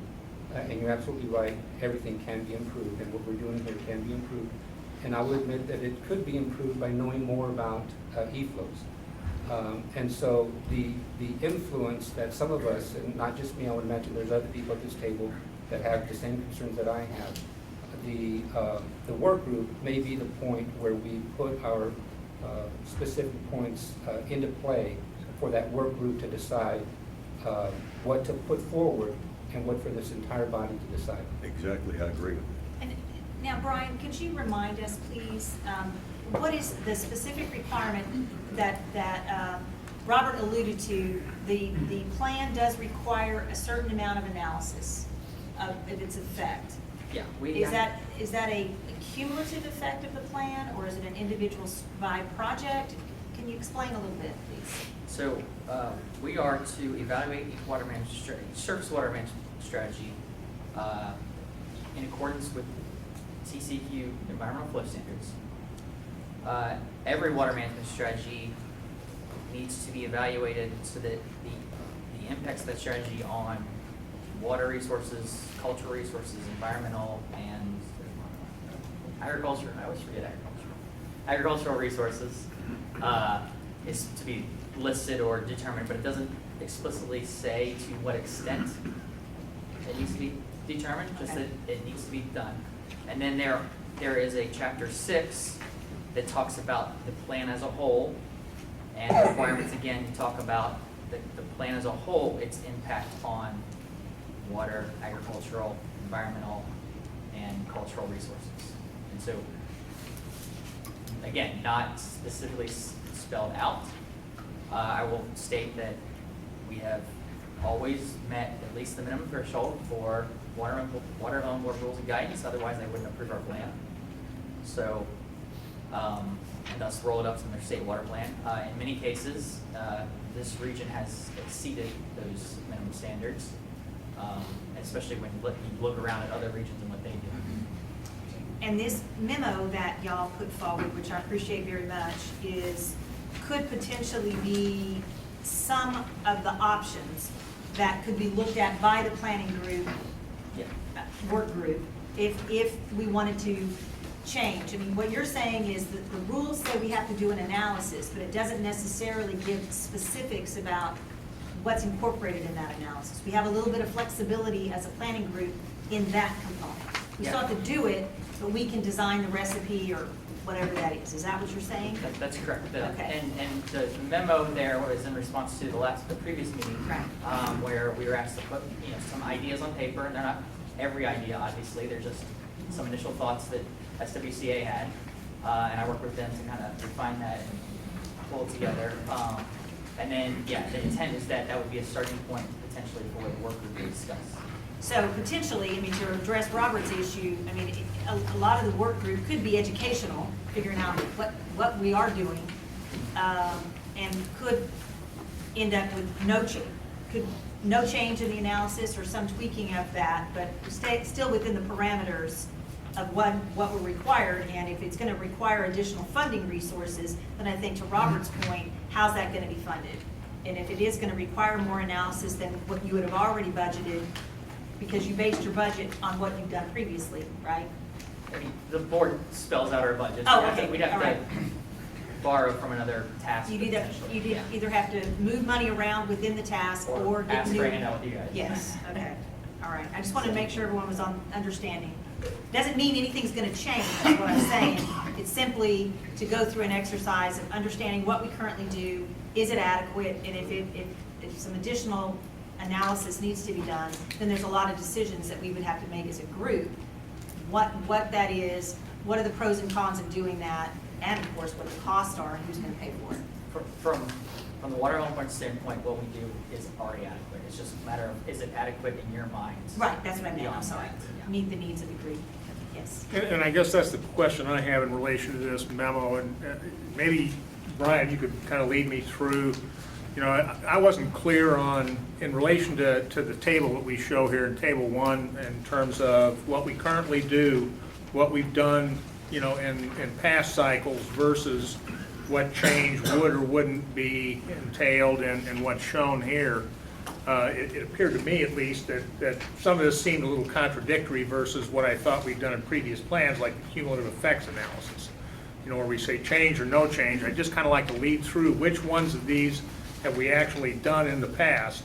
And for instance, like in relation to the second one, we say no environmental comparison to prior years. That's a change that is in essence doing less than what we've previously done, more than what we've previously done. Because I guess what I'm saying is I think some of these go both ways. No, I think, so, what this specifically is talking about is in the cumulative effects section, which is now chapter 6, towards the end of that week, there was a scoring of the current regional water plan in, I believe, 4 different areas. Water quality was one of them. I can't remember the other 3 off the top of my head. And that scoring that methodology scoring has been applied to previous regional water plans as well as previous state plans dating at least back to '84, maybe before that as well. And that, we have these bar charts shown for all those state plans plus the regional water plannings. If what this specifically talks about is we don't change that analysis, we just kind of, for this 2021 plan, we apply the same calculations on those four measures and just report the information just like we did before. The second option would be, what we're saying is that those metrics of the weightings and whatnot might not still apply or might be improved upon. So we could change those. And then the question becomes, when you're comparing versus the previous plans, including the previous state water plans, do you update all of those with the new metrics and new calculations. And so the second option there is, yes, we change what we've done in the past, and we come up with a new formula, a new way to evaluate it, but we don't necessarily redo the past, and we just have a qualifier statement in there that says that We changed our process. that we've changed our process. These numbers aren't exactly apples to apples anymore. Right. And then the second, well, I guess that would be the third option. The fourth option would be to just look at the regional water plans, because we have a lot of data. We've been doing this for 4 cycles already. We have that data available. In the 5th cycle, it would probably be the most expensive to do everything back to the 84 plan, but now it's like how much available data is there from those plans, and so on. So that's really what that is change. How do we change in that analytical section and those numbers and how we're evaluating our plan versus previous plans. So would it be accurate then to say that in relation to this option 4 and 5 here, that in retrospectively using that and changed methodology and metrics and applying that backwards for comparison purposes, isn't that the same as going back and redoing what we had done in prior plans? Well, I think what he's saying is if we wanted to do that, and again, Right. this would be something that if we choose a work group, they would have to go understand. through all of this. But it's really, if you're gonna do this, do we need to go back and look at, is it gonna be necessary to sort of do an apples to apples, or can we just do it as we've gone, kind of looking forward and changing the analysis? A quick dirty example would be, I know You're one not of the gonna factors. resubmit stuff, or Right. it's really more of an understanding by the group. I think what he's saying is if you wanna know if we would have done it this way before, how would that have changed that project, or that yield, or that whatever, right? Not even that much. It's more of one of the things that's looked at is a number of acres inundated. So reservoir intensive plans had a lot of acres inundated. More recent ones that don't have a lot of reservoirs have less. And so that got a score. That score got calculated a certain way. If we were to change that scoring system, we could just update it for this current plan and say, don't compare this apple to those oranges before there. We could update ours and make a new apple, and then just look at the regional water plans, and we have all that data, the number of acres inundated. So we could just go back and look at the regional water plan and see how many acres were inundated. We recalculate that score based on that. Or we could go all the way back to the state water plans and do that as well. That answered my question. That's what this table kind of is talking about, is how much do we want to revise the scoring going backwards. It's not redoing anything in terms of calculating those number of acres. They're already there, hopefully, state water plan. But it's a way of just, do we reanalyze it a different way? I think a lot of this work, if this work group does get formed, I think a lot of it's gonna be just really understanding from a more of a getting into the weeds on what is done here, and then determining whether or not that there would be any recommendations to bring forward to the full group to change that analysis. And you remember, our environmental analysis is not just about flow. There's other environmental analysis, as he's mentioning. So any other comments? Yes. I wanted to say that I agree with Mr. Puente that we are not to be doing what DBASC is doing, which is analyzing environmental flows and what is right and wrong. What we're trying to do is what it says up here on the words. We're trying to evaluate the plan's effects and its environmental assessments of strategies, and whether or not we're going to improve those or at least look at them. That's what this is about. And that's what the work group would be handy to get into the great detail on. I don't believe that we're going to try in the work group to assess the work that took 5 years and ungodly long meetings for the BVAS. That's not the intent at all. It's just to look at how we're evaluating the impacts of the plan and where there might be ways that we could do it in a more clear way in the future. Because the standards that were set through TCEQ, through the BBAS process, That's set, and those are applied in the formula regardless, going forward. Now, obviously, that's on, there was a line in the sand. It applies to projects that weren't permitted and going forward. It doesn't apply to permits in the past. So that analysis is done. Okay, so I need to get a sense of, yes. Now, if you're ready for a motion, I'd like. Sure. You ready for a motion? Yes, I am. Well, I would like to move that the regional planning group, the guiding principle be that essentially we're doing what we're supposed to be doing, and that no work group is actually necessary. Okay, so the motion is that the, Thank you for cleaning up my motion last time. I know, the motion, he's stating is that we would make a statement that essentially says what we do is meets the requirements of the planning process, and that we don't need a work group to look at this. That is the motion on the floor. Do I have a second for that motion? I'll second it in order to continue discussion if necessary. Okay. Okay, opening it up to discussion on that motion. Yes, sir. Question,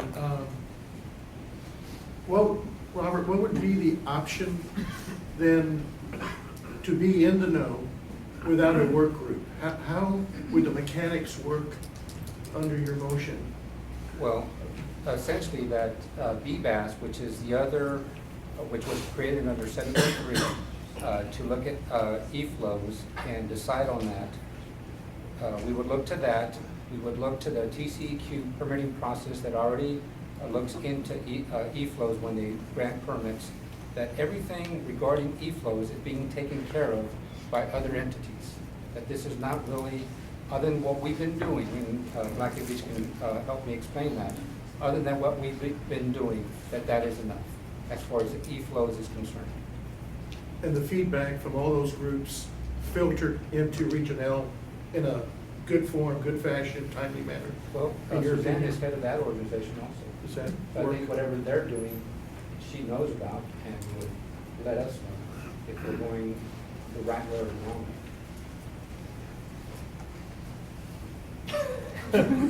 Thanks, thanks. You're asking the wrong person. Is that a commitment? Yeah, no. Okay, any other comment? Well, I think, again, this goes beyond the e-flow thing. And I think a large part of what this work group would do would be to see if there's a better way that we can present our evaluations so that the malaria victim is identified. So I'm sorry, go ahead. Cole was kind enough, I guess it was Cole, right, to put up the language that my motion essentially would be up on the screen.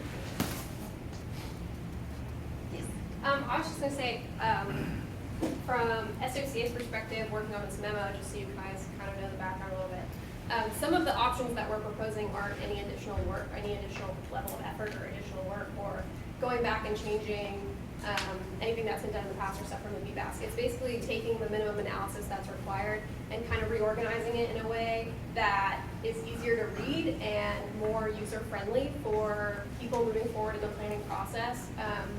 The methodologies that are in the plan right now have been used for a really long time, and since we started using them, we have a lot of new regulations and a lot of new rules and things that aren't considered in the plan right now that affect project feasibility and project planning.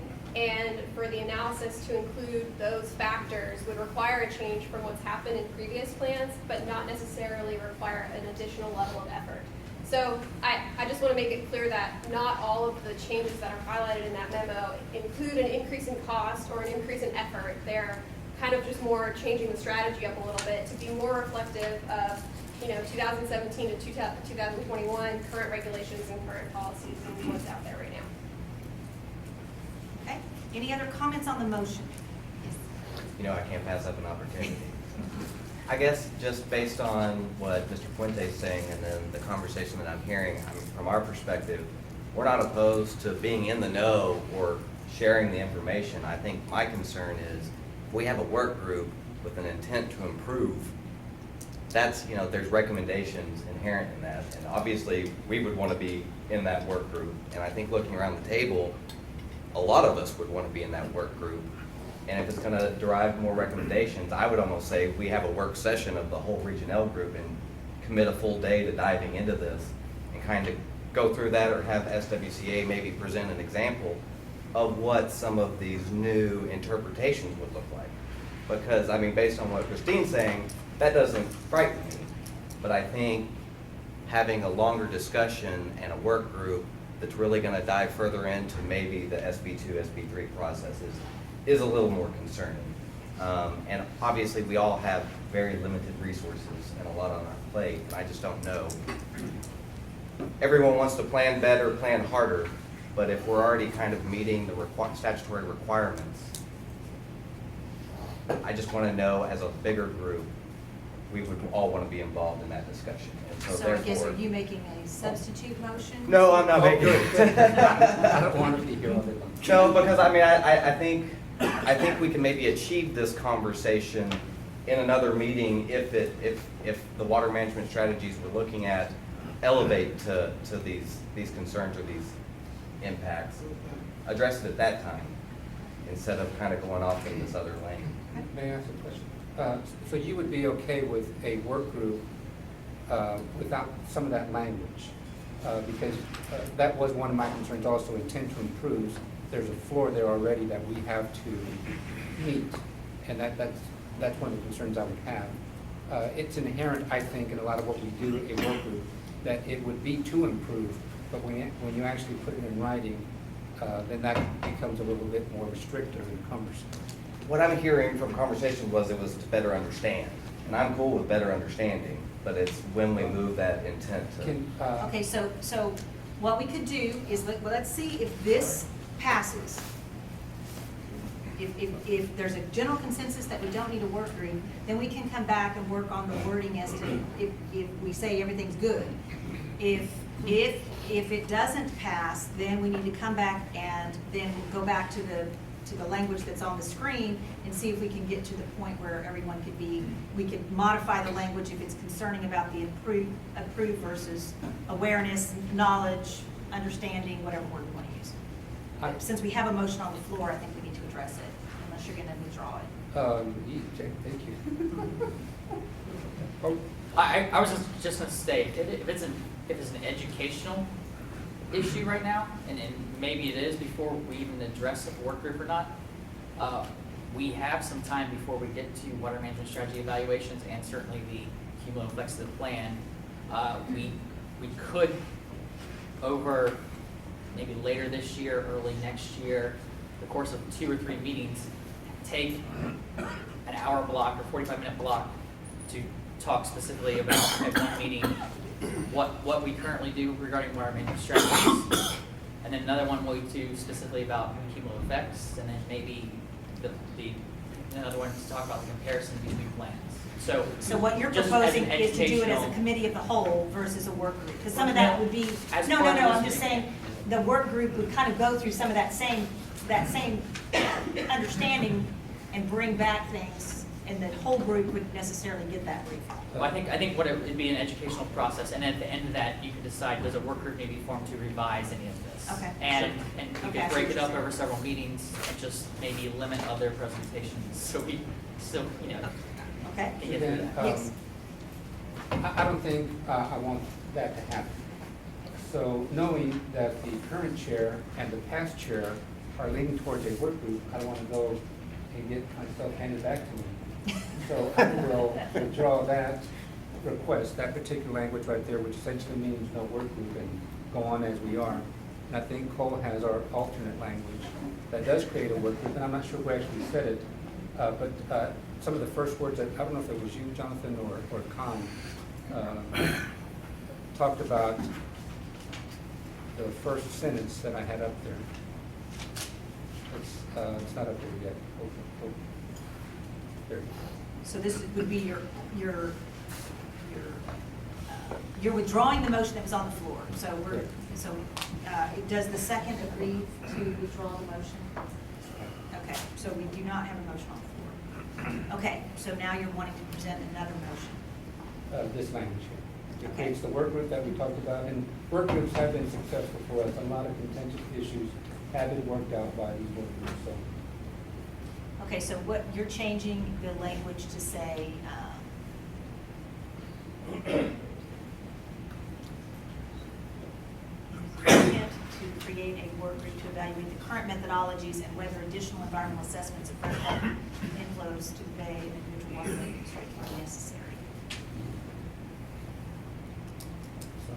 Do we need to do more? And if we do, what does it cost, and where do we get the money? Okay, and I guess my only concern, and I guess I just need clarification, is this is, your alternate language really only talks about the freshwater inflow component of this, versus this was sort of two things, the freshwater inflow, which obviously has kind of been the higher level issue, I think, but then just generally the environmental assessments of the, because some of those are, as Brian was saying, some of them may be not related to e-flows, right? There's other environmental impacts, correct? Yeah. So are we just saying that we just want to focus on the e-flows component, or do we want to look at all environmental assessments that are done? So I would be fine either way, to do it both or to have two separate work groups, but probably better to do both. Yeah. So then we could potentially say the creation of a work group to evaluate the current methodologies and whether additional environmental assessments are needed. Not necessarily just the freshwater flow, right? Yes. Because it's broader than that just includes freshwater, both. I think. And that's what, is that true? It's more than just, Well, yes, but there's an and in the sentence, so I think there's two parts to the sentence, the freshwater inflow and the evaluation of water management strategy. So I think it's capturing both. The individual water management strategies would take care of the other environmental concerns. okay. So the only cumulative effects that our consultants are doing right now are on freshwater inflows? That's what this is saying. No, it's Are the both. only cumulative effects that y'all do. See, you're right, Suzanne, there needs to be more than just freshwater inflows in that phrase. Well, if Cole, if you can just highlight after Bay, San Antonio Bay, to the end of that sentence.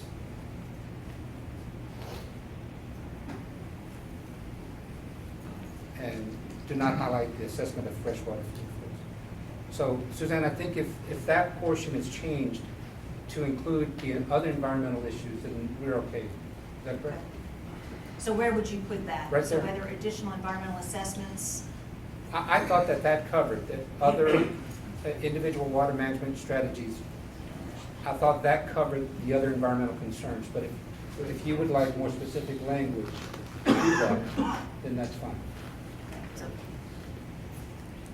evaluate. Or put it so wherever maybe you needs to think be is best. and evaluate the current methodologies, environmental assessment methodologies, and whether additional environmental assessments of freshwater inflows. I don't know. I get what I'm trying to say, and I can't see it very well because my contact's really bad. So, sorry, I'm just blind. But, Well, look at that.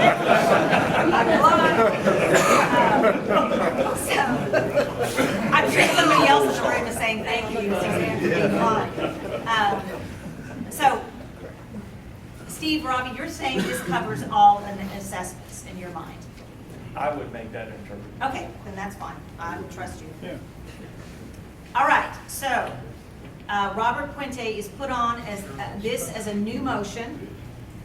Do I have a second for his motion here? Second. Gary will second the motion.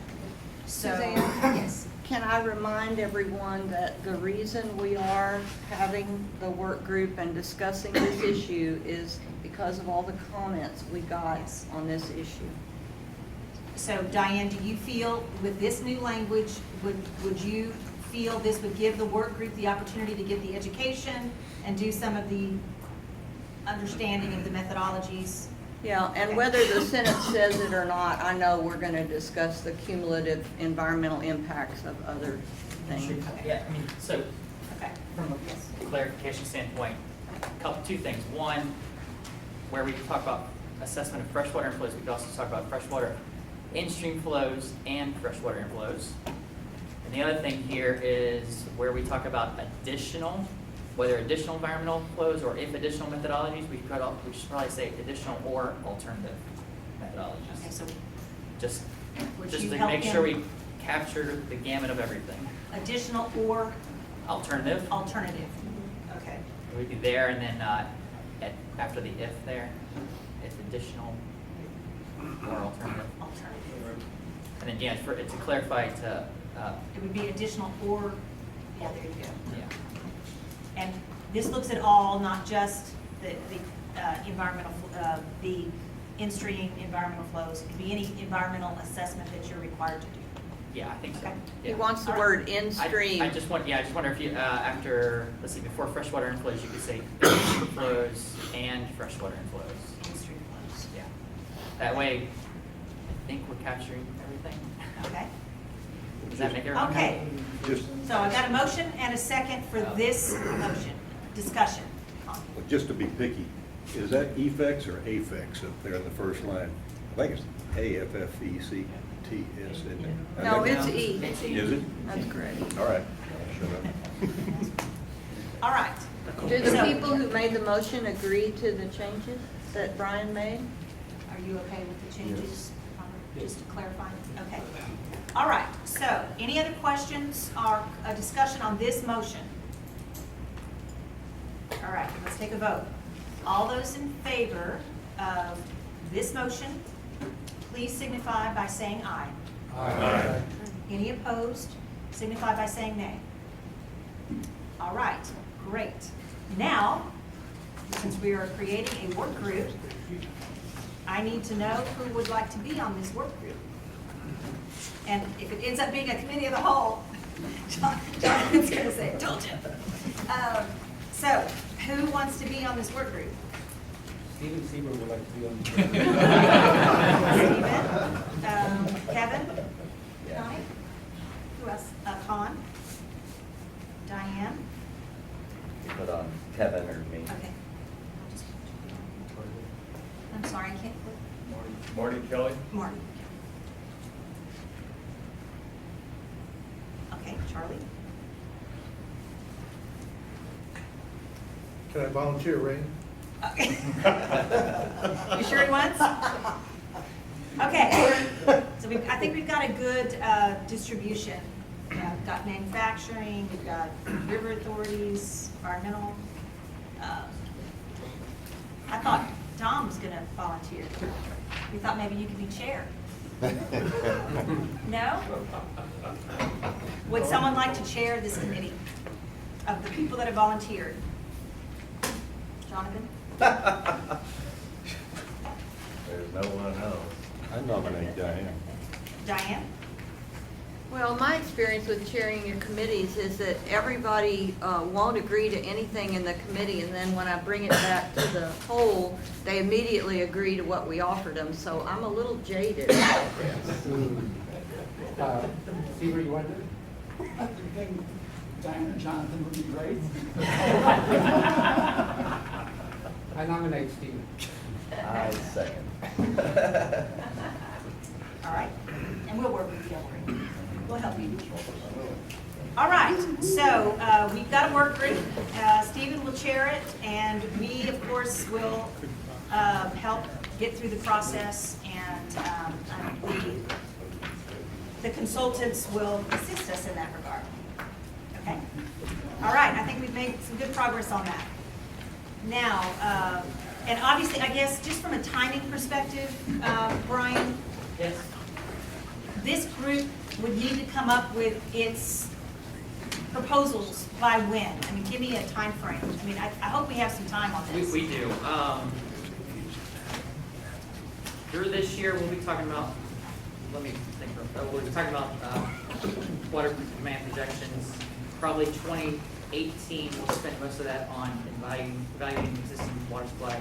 I would say it'd be the latter half of 2018 or 2019 before we start looking at water management strategies. So we want to know before then. So let's say, End of, let's by say by November of 20, well, I'd say, let's say we want to have maybe some discussion with the full planning group by May of 2018. by May of 2018. Okay. So let's sound reasonable? Yeah, I think that gives us good time. Okay. We'll come back in May 2018 to have some discussion. Now, obviously, if there's some things that we need to talk about ahead of time, but I think that will give us a good opportunity of the work plan that we would need to put together. Great, thank you all very much. I appreciate everyone working together on that. All right, now our next one that we've teed up for this month is the whole idea of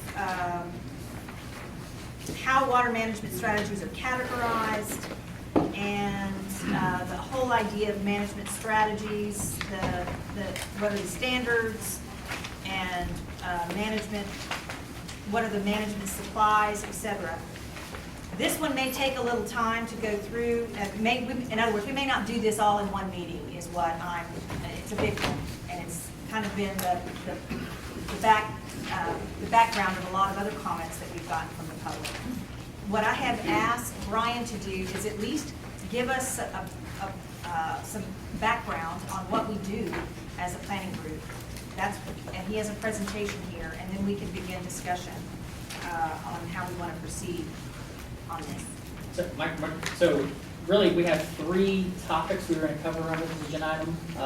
How water management strategies are categorized, what are the kind of minimum standards, which we've sort of already discussed a little bit, of evaluating water management strategies, and then this concept of a management supply versus urban planning. I'll tell you, I believe I have 1 slide on the first 2 items there and 3 on the last one. My question for you is, do you want to have a discussion, like a presentation on one and then discussion, or do you want me to just go through the entire slide deck and then discuss all 3?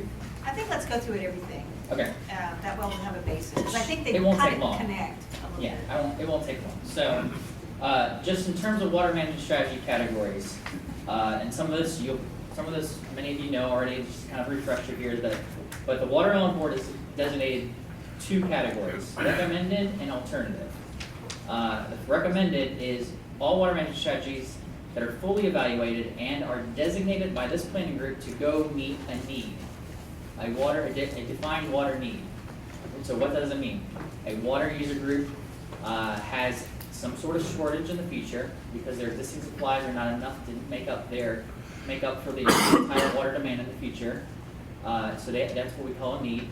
And a water management strategy has been assigned to meet that need, and it has been fully evaluated. That is what is a recommended in the plan strategy. It is important to note that this category, and only this category, is eligible for SWIFT funding. So if it is recommended in a plan, it's eligible for SWIFT funding. An alternative strategy is one that has also been fully evaluated, but is not necessarily tied to meeting a designated need. And there's many reasons that could be happening. One, it may be a backup plan for an entity should their recommended strategy fall through. It could be they need the flexibility to plan multiple projects, but they only pick one to be recommended at this time. It could be just an alternate version of a recommended strategy, one size and one smaller size or larger. It is important to note here that an alternative strategy, a expedited plan amendment, is necessary for it to become a recommended strategy and thus become eligible for SWIFT funding. I'm using SWIFT funding here because that's kind of on everyone's mind and probably the biggest chunk, but there are other Water Development Board funding programs that also look at regional water plans as well. So when I say SWIFT funding, it's just not SWIFT funding, it's SWIFT funding and other funding programs as well. Then we have a third category, and we've always said needs further study or needs further study and needs further study or funding. This is not a Water Development Board designation, it's a designation this planning group came up with. And it's a way to recognize a project and talk about it in the plan, but realize that it is potentially either not fully evaluated or has not been identified to have a sponsor attached to it. A good example of the latter there is brush management. We've evaluated brush management in the past, and we've evaluated it fully. So in that case, it meets that threshold. But a sponsor, an entity has not said, yeah, I'm gonna use water management, I wanna use brush management as either my recommended or alternative supply. So that's an example of that. In order for that, this category is, it needs to be fully evaluated again, and or sponsoring entity has to attach it to it. And I should also have mentioned here that in order for it to get into the plan and be official, we'd have to go through, after that's process done, go through a plan amendment to move that either to the alternative line or the recommended line for that particular entity. Are there any questions about how we categorize projects in the plan? So just to be clear, and you may have said it and I just missed it, but on the plan amendment necessary to become recommended, that has changed in its process, right? It comes here. I haven't seen the new rules yet. Is it become even more streamlined or is it the same? No, the changes in there don't, it still has to be done by the planning group, it still has to be approved by the board, but there was just some more clarification. Okay. Okay. So yeah, it's still, that kind of amendment still has to come through this planning group and then pass on to the water on board. So, Okay. yes. Yes. So in evaluating them, I remember, I'm trying to think back to the end of the last planning cycle, there were some questions that came up about whether a project had actually been evaluated and had been, might not have had pumping tests or whatever. So I wondered, are we going to get to, I guess that's minimum standards, that's what you're getting to next. We can get Okay. just specifically, a water main board and for a project to be in the regional water plan does not require pump testing for that project. Okay. Just to let you know. All right, so next slide. Water management strategy minimum standards. This is what the water development board guidance and rules and what the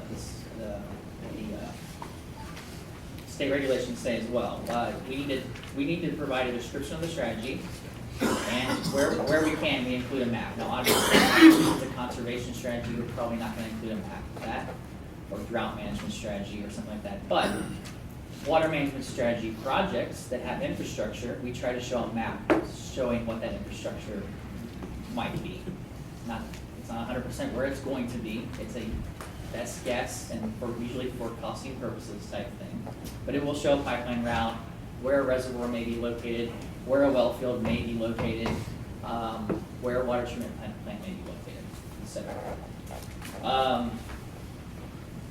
Very important, we have to have a summary of the firm supply through the repeat of the drought record. What is the reliable supply from this new strategy in case the drought record were to occur again?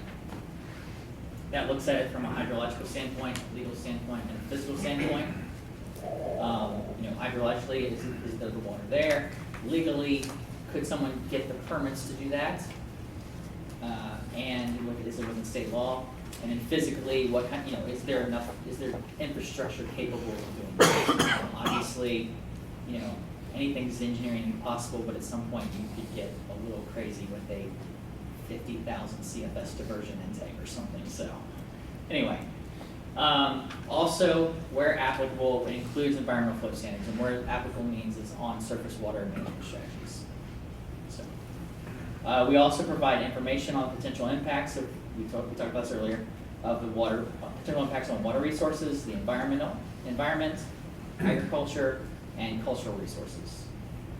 We provide information on the facilities, what those actual infrastructure facilities are, the engineering of those, and the costing. So generally it will describe a certain size pipe for a certain amount of length, from point A to point B. And it'll cost X, Y, Z. And then there's a summary of information regarding implementation, what might be required in terms of permitting, whether it's talking about Corps permits or TCQ permits or other groundwater conservation permits, etc. So these are kind of the minimum standards. We have to, for these 5 main things, we have to talk about each one of these in evaluating a water management strategy to its fullest. Any questions on that? This one. Can you refresh my memory on what you require as far as the hydrology goes? if, say, in groundwater, you have to comply with the MAG, the DFC, do you have to have a permit? We have to comply with the MAG, not necessarily, not the DFC, that's kind of the way the water, well, Yeah, leave okay. out the MAG peaking factor for a minute. Not DFC. Yeah, the MAG is determined based on the DFC, so therefore they're incompliant, but the number we're trying to match is the MAG. Permitting wise, we have to, that would come in implementation. We would, that's not a hydrological assessment really, that's from an implementation standpoint, that we would recognize that an entity would either have to currently own or go acquire those permits. But you don't have to acquire them in order to be a recommended project. You don't have to have permits. You just have to say you're gonna. Yeah, you have to say that there's an intent, are we required to, in order to build this project, you have to go get the permits, yes. Just like a TCQ surface water project, or a project with TCQ, surface water project with TCQ, you won't necessarily have to go get the permit first before it can be in the plan. Okay, any other questions? Mr. Taggart? Well, I think this kind of relates more to maybe how much granularity there is in this description versus not, and this may be included generally in relation to description of the strategy, but I know in the last cycle, we had some issues in relation to, who was sponsoring, what group was being served by strategies. We asked for some clarification from the Water Development Board, and they did send some clarification back that it was the water user groups that would be determining which projects would basically be serving them. But I don't see anything in this evaluation that relates to who the sponsoring entities are, entity or entities, or what needs are being served. And I think those are all baseline things that we identify in submittals. They may be incorporated here in very general terms, but since we've kind of had issues in understanding what the general terms are historically, I guess I'd like to incorporate some of the guidance we got from the Water Development Board last time, assuming it's still valid, to, kind of be a little more specific about what, as a minimum standard, has to be submitted. But I think another issue that came up last time was, at least in one project, where it was kind of a partial partial submittal in the sense that it showed a large amount of water being dropped off kind of in an area where there wasn't a need, because there was no population in that area. And I mean, for purposes of comparison, cost-wise and comparing apples to apples, I mean, that was kind of problematic in relation to that. How do we incorporate in the minimum standards, enough granularity to make sure that we have the correct information to make sure it can be appropriately evaluated and be on the same apple-to-apple comparison basis, and that we don't repeat the confusion potentially over, who's sponsoring what and what group it's supposed to serve. Eventually, this is going to turn into part of that oversupply, or management supply, question. I don't know if I have an answer. I think that what he's doing, he's trying to get back into the new stuff that maybe outside, changing the standard. So can we park that and let's go through the rest of this and then come back to what he's talking about? Because at least we can get the basic understanding of what the current conditions are on all these. And then I think what Tom is offering is maybe some things that we would want to look at going forward. Is that fair? Yes. Okay. So why don't we go through the other two? Okay. So one more, but 3 slides with it. Having to do with why we have a management supply. By management supply, really what we're talking about is water management strategies that are greater than the needs of the land region, or of a specific water user group or specific wholesale water provider. With every one of those, every water user group, every wholesale water provider, we calculate, here's their projected demand, here's their existing supplies, the difference there is a shortage, that shortage is their need.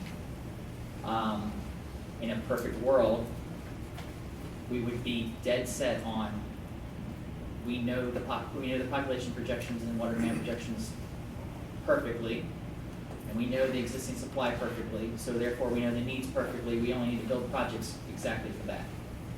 However, we don't live in a perfect world, and so we talk about a management supply, something greater than those need numbers. So I kind of, based on experience and talking with others and kind of going back through some of our conversations in the past, identified kind of 7 reasons why management supplies are necessary. One, and I'll say it, population and water demand projections are educated guesses. Actually, I should have put an 8th one on here, I just realized. Because municipal water demands are just calculation of population projections times the per capita water use. Well, population projections are that. Projections, they're a guess looking at trends over time. And we're looking out 50 years, and if anyone can tell me what they're going to do in 50 years, I would like to hear that. You know the Powerball numbers, then let me know too. And then the GPCD, the gallons per capita per day, the amount of water each person's using. The Water Board picks a base number and then uses that base number to estimate how it may shrink through time based on plumbing fixture codes and whatnot. So again, that is an educated, engineered guess of what that number is. And so those two numbers are multiplied together to get your water demand projections. Now granted, those two things are not perfect, and so therefore our water demand projections can't be perfect. We may be off by 10% one way or the other. We may be off 20% by one way or the other. We don't know. Second, our region could experience a drought worse than the drought of record. Historically, this region, 1947 through 1956, the drought of record. It could stop raining tomorrow, and we could enter a 12-year drought that we've never seen before. We just don't know what's going to happen. Or 50 years from, or 30 years from now, a drought such as that could occur. Climate change could alter a project's viability. And that does tie into the previous one, but it also maybe not. There may be changes to droughts that aren't the drought of record that may affect how a project can refill its storage or not. And so that project's viability may just completely go away because of climate change. And again, we don't know what's going on with climate change. And we have a general sense, but we don't know how that may affect a specific water project here in Texas. Flexibility for entities to further pursue, evaluate, finance, and permit new projects.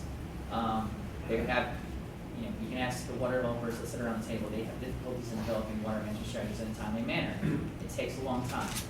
And often they want to be looking at multiple options at the same time, and the water board can sometimes give you study funding to do that. So that's why they may want more projects in the plan than they need.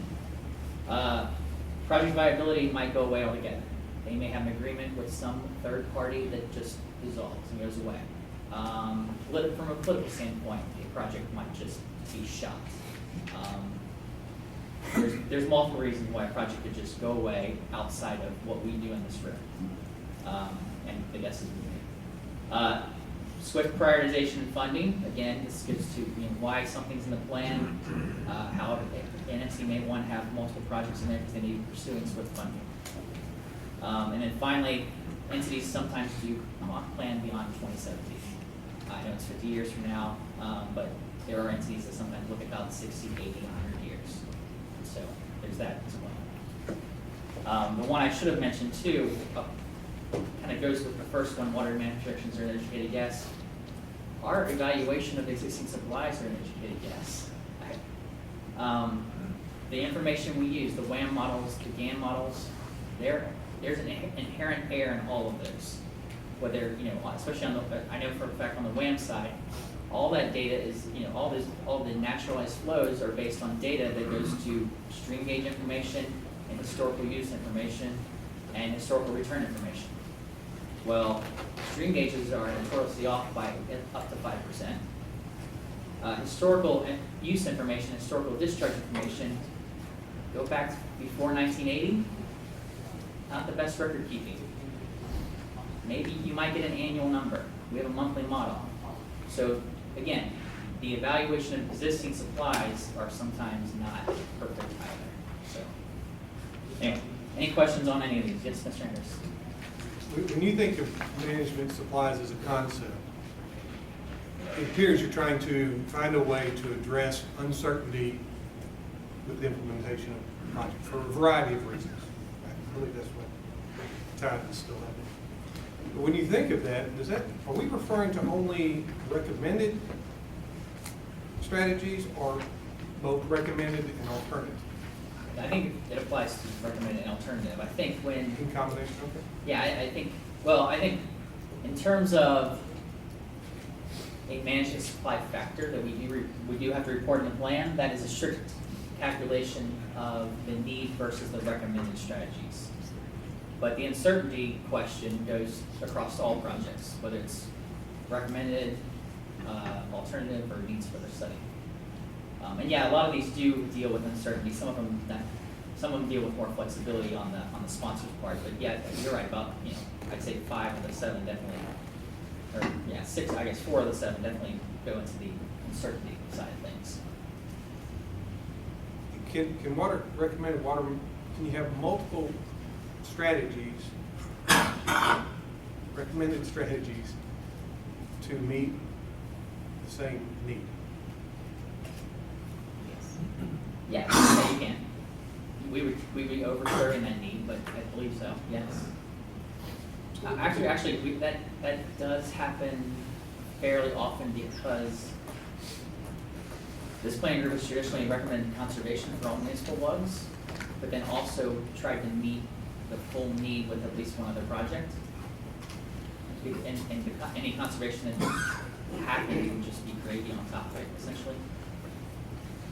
So is my thinking correct that the distinction between a recommended strategy and an alternative strategy is simply there's procedural rigmarole to go through to make it recommended and eligible for funding? Yeah, there's a plan amendment necessary, yeah. Exactly. Any problem? But there have been times, pretty sure, that there may be 2 projects that could meet the same need, because it's really going to be the user's decision as to who they're going to contract with for the project. I mean, who they're going to contract with the water, right? Yeah, and that You may have two right. entities that are going for the same customer, but it's not the decision of the planning process to decide what the ultimate customer is going to choose. Yes, right? and in that case, we have, this plan group in the past has generally recommended both of those strategies to that water user group, and either in the full amount, to meet the full amount of the need, or to split that need 50-50 amongst those 2 projects, yeah. Because it is ultimately their decision where they're going to spend their money to get their water. Right. But if the user group does not decide one or the other or split the need and tell Brian to do that, then we have to come up with something, and Brian just does the most logical thing. Is that what happened? Well, but sometimes we rely on discussions we have here with the seller of that water. So, if there's 2 wholesale water providers that say they're going to serve a WUG, and then we're not hearing from that WUG, we will sometimes plan that, again, the same situations. We'll recommend both those strategies to meet that WUG's needs, and again, it gets down to who the WUG ultimately contracts with. But it's ultimately our role to decide how we handle recommended labels versus alternative labels. Isn't that correct? Yeah, I mean, we decide what goes in the recommended list, yes. Yeah. But I think that where we've gotten to, where it's come up before is it our decision to make a business decision that's on the end of, I mean, if you have a city, that can potentially get their water from 2 different sources, are we, by taking one project out of the list, are we making that business decision for the ultimate user? I mean, I don't know if that's really our responsibility. So consequently, the 2 entities who may be vying for that same customer want to be able to develop their project and not be at a disadvantage business-wise to go and get that customer, right? I mean, it's not that could get challenging for us. I think we've had that problem in the past. So. All right. So, similar to the question before, this question came up with staff work group is, well, how many projects, how many water management strategies have been implemented that have appeared in our plans? This took a little bit of work to look back at the old plans, and I may have missed one or two, but I think I got them all. And really tried to sort it out, because projects have appeared in multiple plans, and they've been changed over time here and there.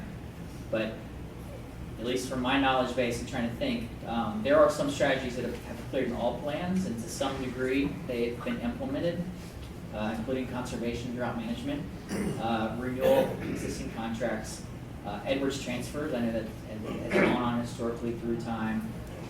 Local groundwater projects where an entity is sole sourced on an aquifer and the best option is to go drill another well. That has occurred, but and purchase from wholesale water providers, contracting with those large entities for water on a wholesale basis. So those 6 or 7 strategies have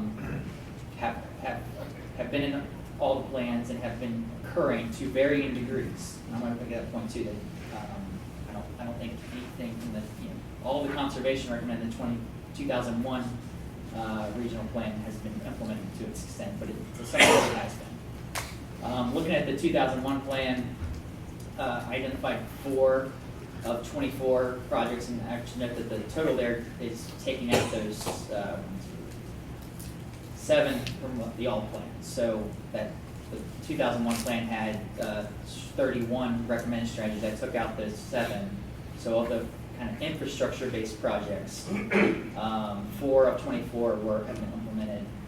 You'll note that anywhere you've seen asterisks, it's been implemented to some varying degree. And for example, facilities expansion, there may have been 3 or 4 facilities expansions mentioned in that plan, and only 1 or 2 of them came into fruition. The 2006 plan, 3 of 20. 2007 plan, 2011 plan, 4 of 27, and some of these are carryovers from the 2006 plan. And in 2016 plan, we've had 3 out of 44 that have been implemented, and one of them is a carryover. And so if you look at, take all this away and look at just these infrastructure type based projects, and ones that take out the carryover effect there, I think I calculated about 8 or 9 projects in a whole over the 20-year period that have been implemented. Plus the 7 that have been all plans, the conservation, the ground management stuff. So that was a question that was asked of me, and I really didn't know, so I dug in and did the research and presented that here for you today. Finally, another question that came up was, well, how does Region L compare to other regions in looking at the management factor, this management supply factor? So I did real basic work, and the thought was, let's look at regions that are similar, that might cover a large area and have a large municipality that serves that area. So Region C is the Dallas area, Region H is the Houston area, and then obviously Region L is San Antonio and all the rest of the region. I went to the executive summaries of each one of those and just pulled out what are the 2070 needs of those, and what's the total of all the recommended water management strategies, and then calculate just a rough calculation of what that management factor would be. And you can see Region L comes out at about a 1.63, or we have about 63% extra water than we need. Region C is about 49% extra water, and Region H, which is Houston, 77% extra water. So don't nail me on these, but they're close enough. they're approximate enough there. So. Ron, I guess one question I would have on those, and I recognize this includes the recommended water management strategies. Did you do a comparison that also includes the quantities and alternates? I did not, no. So, I mean, alternates by definition, I think, are part of a management supply thinking, right? They're backup by definition. They are backup. I think the issue with including the alternate is that typically when a project moves from alternates are recommended, a recommended project has either gone away or gets moved back to alternate. So you have a swap there, and it's not always a one-to-one swap either. So that's where it kind of gets tricky to start looking at that. I don't think you can just aggregate all recommended and alternative together and say, oh, here's all the water we have planned, because not all that water can come to fruition. And sometimes a recommended alternative would use actually the same source of water, just in a different way. I guess the flip side of the coin is can we really completely ignore the alternate plan, totals in relation to those strategies in this question?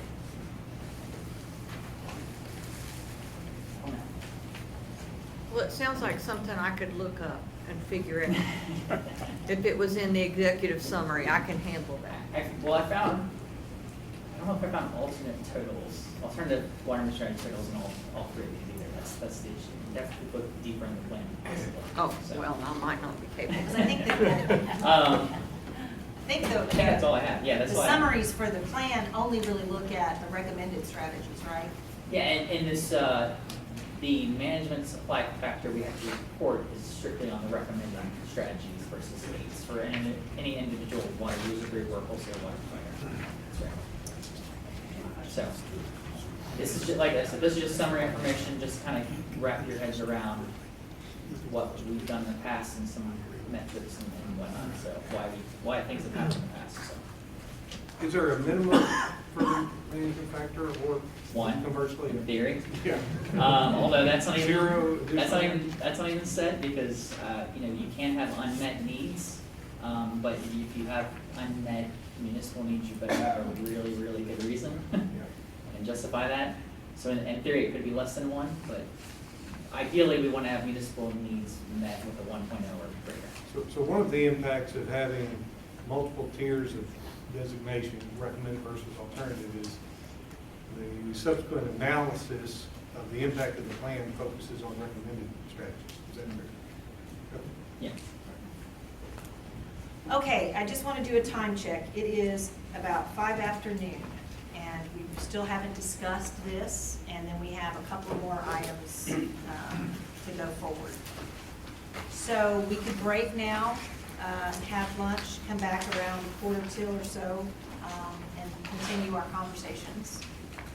Or we can go keep working, try to see if we can get out early. Does anyone have, how long is your presentation? I do have a presentation on, the draft population and water demand projections from the Water Health Board. The presentation itself is fairly short, it's maybe 7 or 8 slides. But I do have 2 Excel files. It depends on how much you want to dig into the data and see the graphics. I can just flip them up there and show you a couple things real quick, or we can, if someone has specific questions, we can be there all day. Yeah, okay. Seems to me that we have enough to break and come back for, unless, so why don't we, Susan, as we're breaking, I just wanted to, we're going to be handing out these H2O Center bottled water. This is desal water. Roland and Kevin were nice enough to come to our grand opening. All and I of was you are out of town, invited. but I had people there. We will have Sorry a about private that. tour for you, Thank or a you. public tour, whatever you want. Everybody, please invited. And so this, we're going to pass these out to you and just drink them now, drink them later. You won't be able to test the difference between Edwards and this. Okay, is it salt water? Just for the record, Robert, at the water reuse affairs, we give out water reuse beer. Okay, why don't we break, and let's try to be back here about 1:45, if possible. Maybe 10 till, since we're a little bit out. Try to do that? 10 till 1.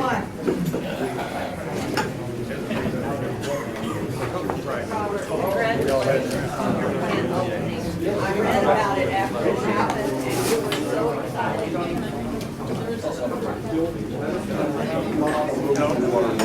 No, I just think that is it goes through the same thing. I'm gonna try the water right now. Okay.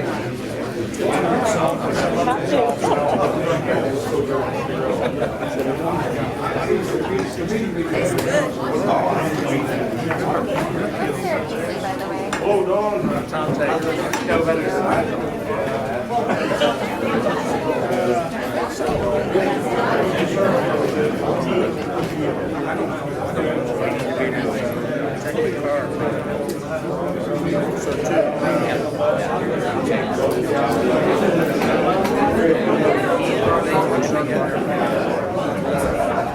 Thank you.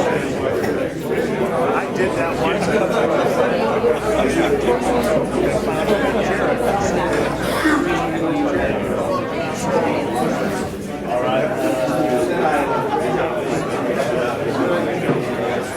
catch up with you there. I'll have you take a look around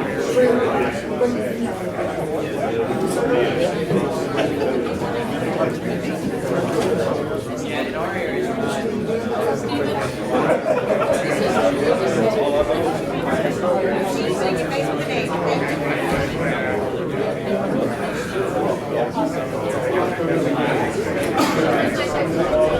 All right, let's go ahead and we're going to start over the meeting. Let's start. No, we're going to reconvene. Sorry, not starting over. We're reconvening the meeting. Sorry, my mind was distracted. We're not starting over. We are not starting over. I can assure you of that. All right, so let us reconvene and just now open up for discussion purposes the item on the 2021 plan enhancements on the water, kind of how water management strategies are categorized, the minimum standards, and the kind of the whole issue of management supplies. Those were all grouped for several reasons. One is because we had a lot of public comment in this area, and there was also some questions on behalf of the planning group last time on these particular categories and how things are done. So I guess we need to sort of open it up to some comments, questions, as we start to craft our response to this design, this guiding principle. So just any general comments? We heard what Tom said about the fact that maybe under the minimum standards, we could write this down, Linda. His concern is maybe under the minimum standards, is this the place where we would want to address sort of the who's bringing the project forward, how is that, how is the project crafted, make sure it's all transparent about who's being involved in those projects. What population's being served. What population's being served. What needs that kind of met. thing. Yeah. Is that are you suggesting that as a minimum standard for recommended versus alternative, or you have to have all I think those elements? that's a minimum standard in submitting a plan for evaluation, that those things be, I know that that's pretty basic information, and I think it's kind of, I think we've kind of assumed that that's always there. Yeah. But I think it was only a recognition that at least in a couple cases last time, we kind of stubbed our toe in that where those things weren't clear. So, I think that's just a minimum standard in terms of what you incorporate in the information that you put into submitting, a plan. It's kind of the transparency Right. Issue that you were Yeah. talking about last year, or last time.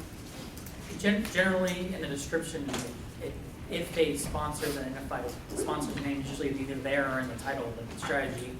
And then, if there's specific information about where the water is going, it's listed sometimes, not all the time. We could do a better job making sure we do it every time, so. Well, I think not, and I, was hoping not to get this specific about it, but I think one of the concerns last time was one of the projects was submitted by, an entity who's, eligible to submit projects, but it incorporated supplies that were actually controlled or owned by other entities. Yes. Without getting the permission of those entities to incorporate them in a plan. Right. So I guess what I'm saying, and I think what we agreed last time, and we worked out in that instant case, I guess all I'm saying is I'd like to, in the minimum information we require in relation to this, cover those kinds of things so that if there are multiple entities that are involved in that supplying them, that indeed those WUGs agree that's part of their supply. Right, exactly. No surprises. Would there be some requirement to advise the Groundwater Conservation District where this is going to go?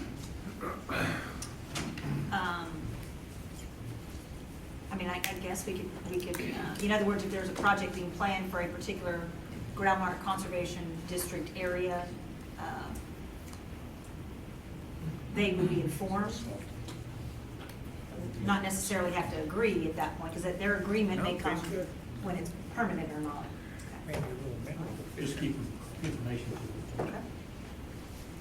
So if they have anything to add, or, okay. As for the comments, and nothing else. Okay, just any general comments about these three areas, the minimum standards, the categories, and the management supplies? Because I guess, what we need to come out of this is, what is our guiding principle in these areas? Or is this going to require additional work outside of this group? So let's first look at the categories, the categorization. Do we, in the categorization of the projects, do we feel like these categories, now that maybe some of us understand a little bit better about them, do we feel comfortable with these categories? That recommended, that it's our requirement to have recommended water management strategies to meet the designated needs, or we have to identify those needs that we're not meeting. I mean, we have to do that, but generally, our requirement is to have a recommended project to meet as many of the needs as we possibly can, and then those that we can't, we have to identify that we've not met them. Is that correct? Is everyone okay with that? So the way these are outlined here, these are from TWDB rules and instruction. They're not things that we've added. The only The last one one I is think that we've added is the last one, needs further study, as kind of a parking lot for projects that the planning group has talked about, but may not go to the level of an alternative or a recommended strategy. So the things that Tom suggested go under B, establishing minimum standards, Right. not under this. Right. Okay. So I'm just trying to get a sense if we're okay, because otherwise our guiding principle could be, if we're okay with these, we could say our guiding principle is that we are, essentially okay with these categories and will work within them. This might be slightly off topic, but I remember the most confusing discussion about this last time was when we were trying to categorize zero firm yield and some of those kind of doubles that were like, and so do you feel like, and I think there was maybe some discomfort about with some people of where those, what category those kinds of projects would fall into. So do we feel like these definitions are adequate to know where those kind of projects will go, just to try to head off that discussion if it happens again? So I guess that's a good point. Basically, we had recommended strategies last time that had a zero yield. So in this definition, I think he's pointing, how can a zero yield project be designated to meet an identified need? Well, or some of them had zero from yield, and then there was another one where if it was permitted, then it would have this yield, and then we were trying to figure out, well, is that an alternative, or is that a needs further study? Yeah. Or how does that fit? So I'd like to try to come up with a definition where we know how to categorize those. Well, is that categorize under those next time. minimum standards rather than the categories? So what you're saying is maybe we would, if that's an issue, we would want to look at a minimum standard to say a recommended project has to have a yield. I'm just saying, and I'm not saying that's what I'm saying, I'm just saying that would be in this case, if that's something that we wanted to put in a view, okay. So, would you see that as a standard versus a I honestly don't know if I category? have a suggestion. I'm kind of just throwing that out there as an issue that I'd like to see us address while we're going over these. I don't know that I have a real specific recommendation for how the best way to go about doing that. It just seemed kind of left unanswered from the last time we did it. Okay. It seems to me that may be something that falls under a standard for a project. Well, I would assume if we're going to discuss minimum standards for water management strategies, we would have minimum standards for recommended at least. Okay. If not alternative. Okay, so we can look at that. All right, so any concerns about the categories? And maybe what makes it into the category, I think, is what we're talking about, that may be concerns. Just the three buckets that we're working with. So it seems to me that maybe we could craft a guiding principle at this point that would say that the categories are okay. I mean, we don't see any change to the categories, okay? All right? All right, let's move now into the standards. So we may not, so issues that have been raised so far are making sure that those people that their supply has been identified for the use in a project, be at least informed about the use of that supply. That was Tom's question. That was Tom's. I think more than just be informed, I think requires.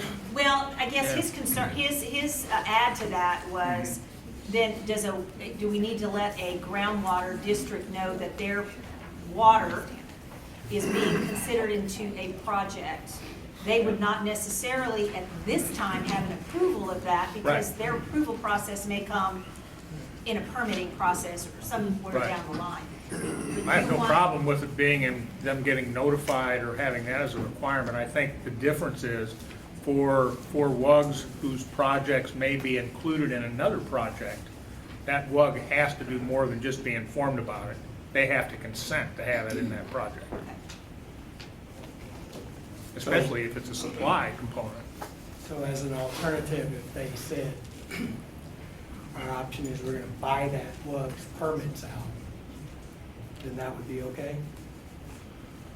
Not unless that WUG is saying that they're gonna sell those permits and agree to that being in a plan. But how do we know that's gonna happen?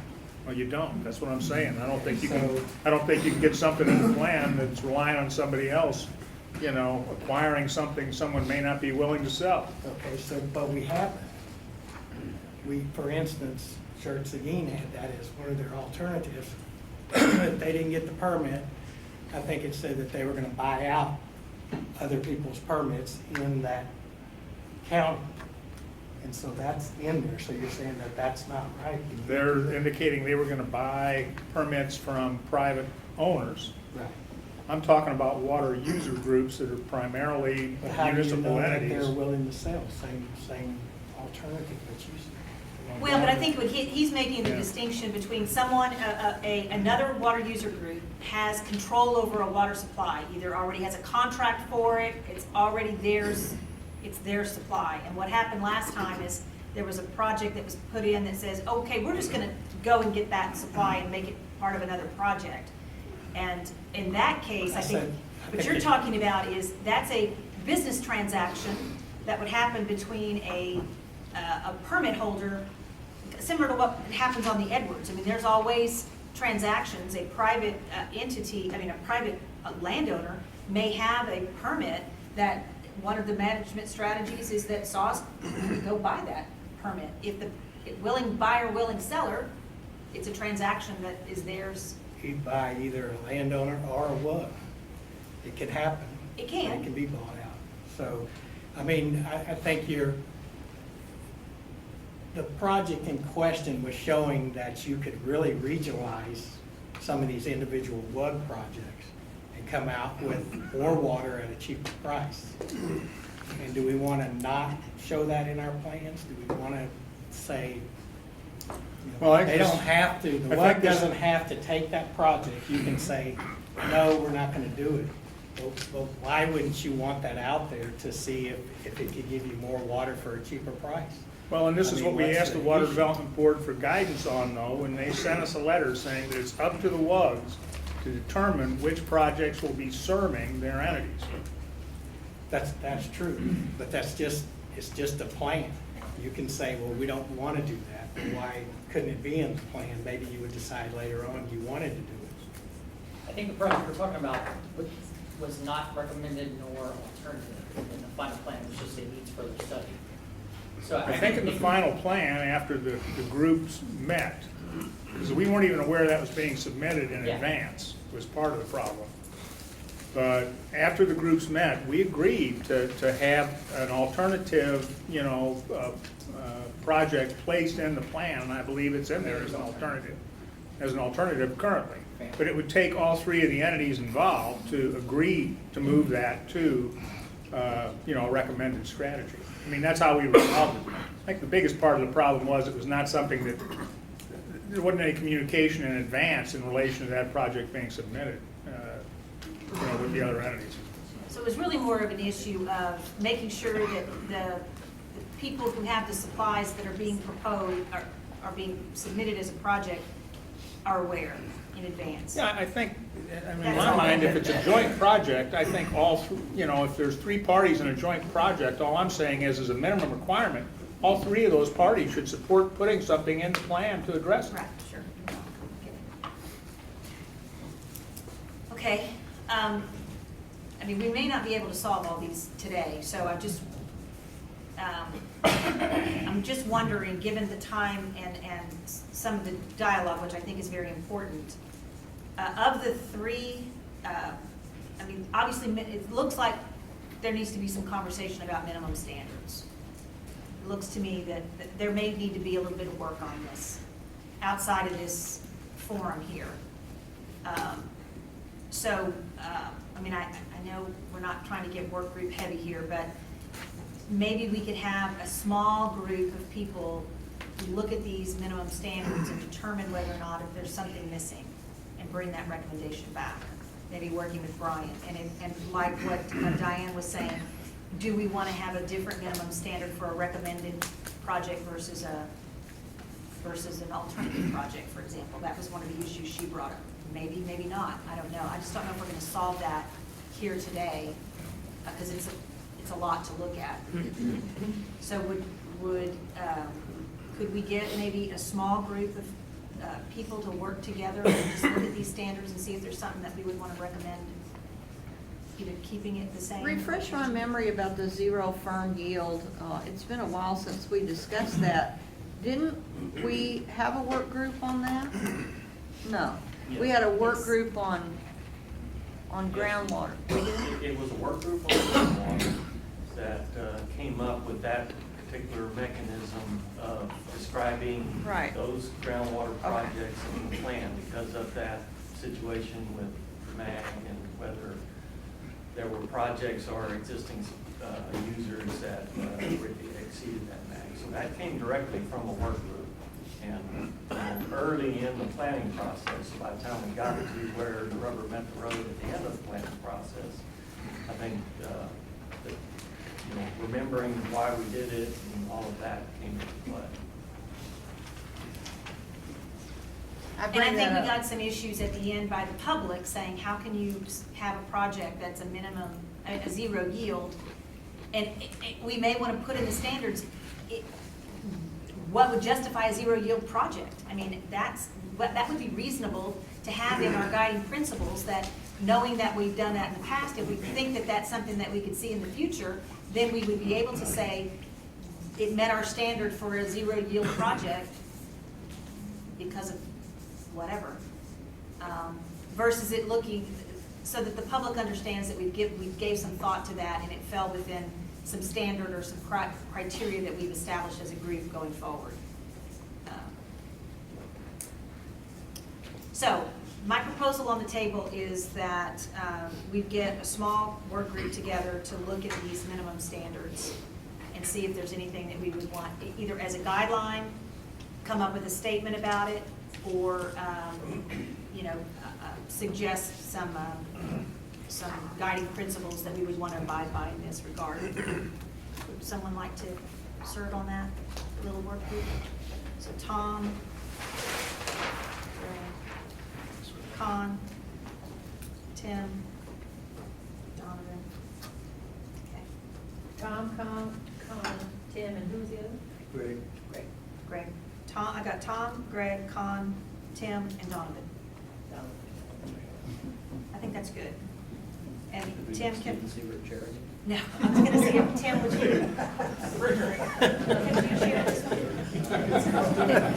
So Tim's gonna chair that work group. And I think, basically the guidance from this group is either to validate the standards that we have, or if we feel like there's some tweaks, y'all can offer that for the guiding principle.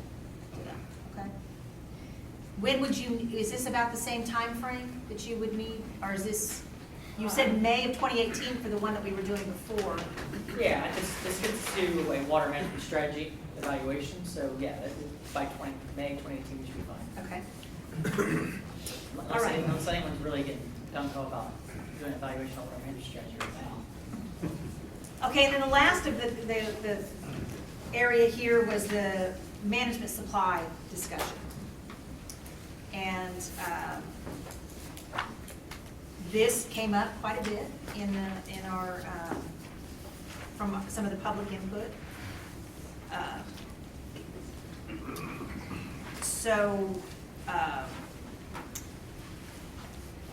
Does anyone have any comments about the reasons behind the management supply and the information that's in front of you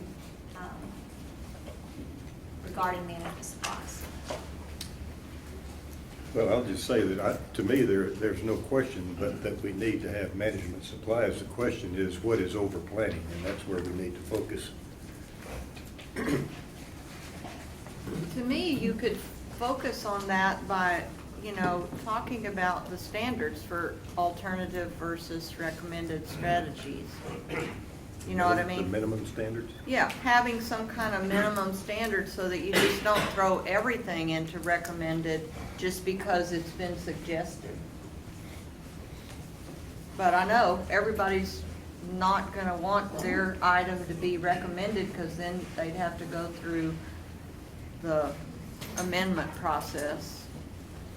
But it just seems like planning-wise, you ought to create some kind of a prioritization. I mean, that's what planning is. So you're seeing it as something that maybe should be discussed by the minimum standards committee? Unfortunately, yes. Well, as a follow-up, I think that's an answer, but I think a lot of people were mixing these two together towards the end of that last planning period. They were thinking that management supplies in and of themselves were over-planning. And if we take the position that we have to have management supplies, and we saw that we're in line with the other big regional water planning groups pretty much, we could almost agree that we're not over-planning and this is not an issue. But then we go back, we do need some minimum standards.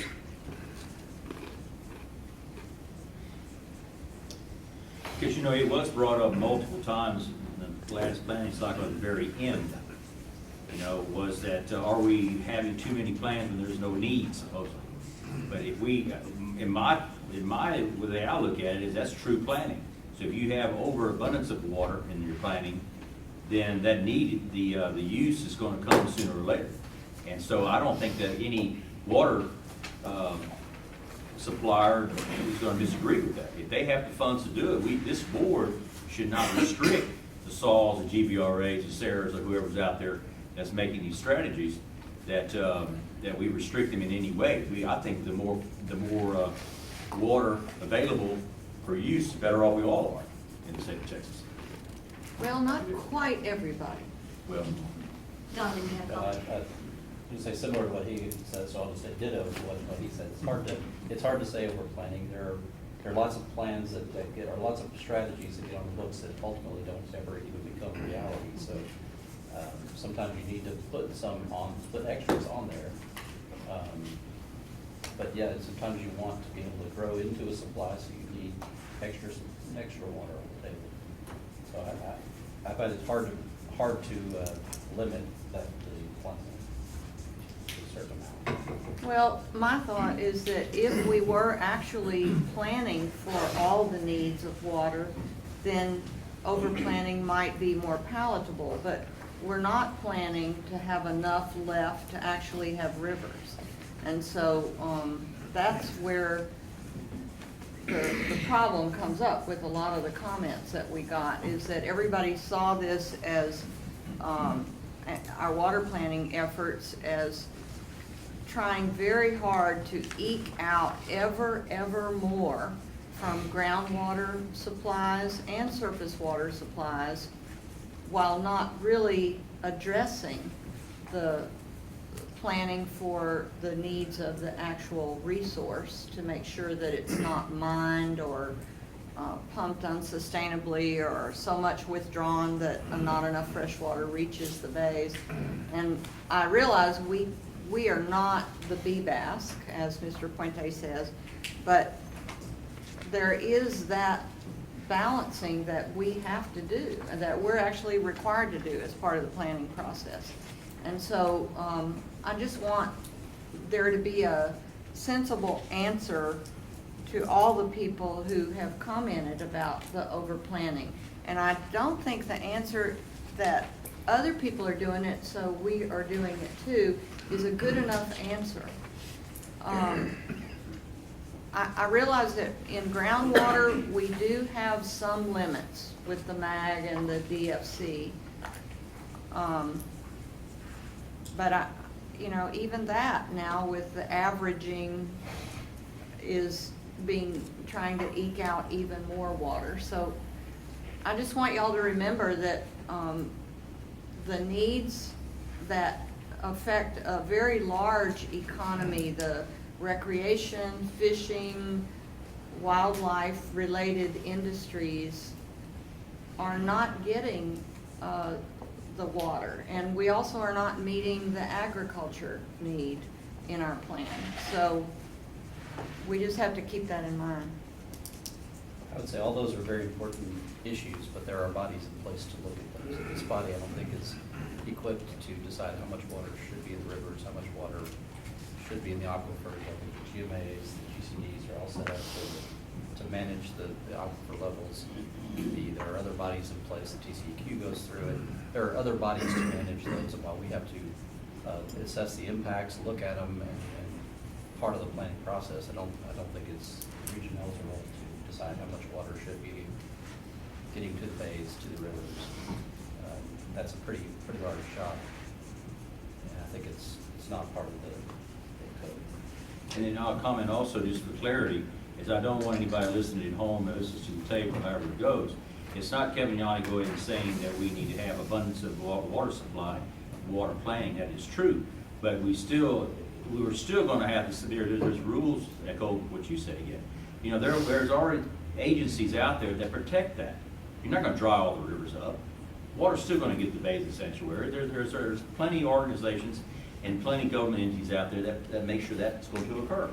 And so when I made that statement is you can plan for future growth or future economic development, and also still have water flowing through our rivers to our bays and sanctuaries. So why don't we do this for the purposes of where we are right now is, how about we have the minimum standards committee work and see what they come up with.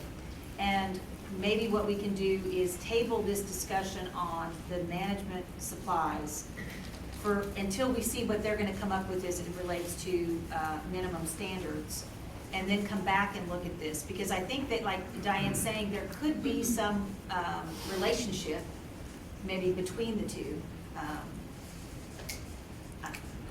Because otherwise, we would have to, I think the comments that I'm hearing is, we either say it's good to have management supplies and continue to go on with what we're having, or the other extreme would be, we want to set a target as to how much management supply that we would have. I mean, those seems to me as the two sides of the issue here. And I'm not sure that we're ready to make that decision at this point as a guiding principle, unless someone tells me otherwise. It maybe take another 5 hours of discussion to get to where we would fall on that. I think this is how we would fall. Yes. So why don't we let the minimum standards group work a little bit and think about these issues. And I know, I don't, admittedly, on that group, I don't know if we need, given that, I don't know if we need somebody that would fall on the other side of that issue on that minimum standards committee.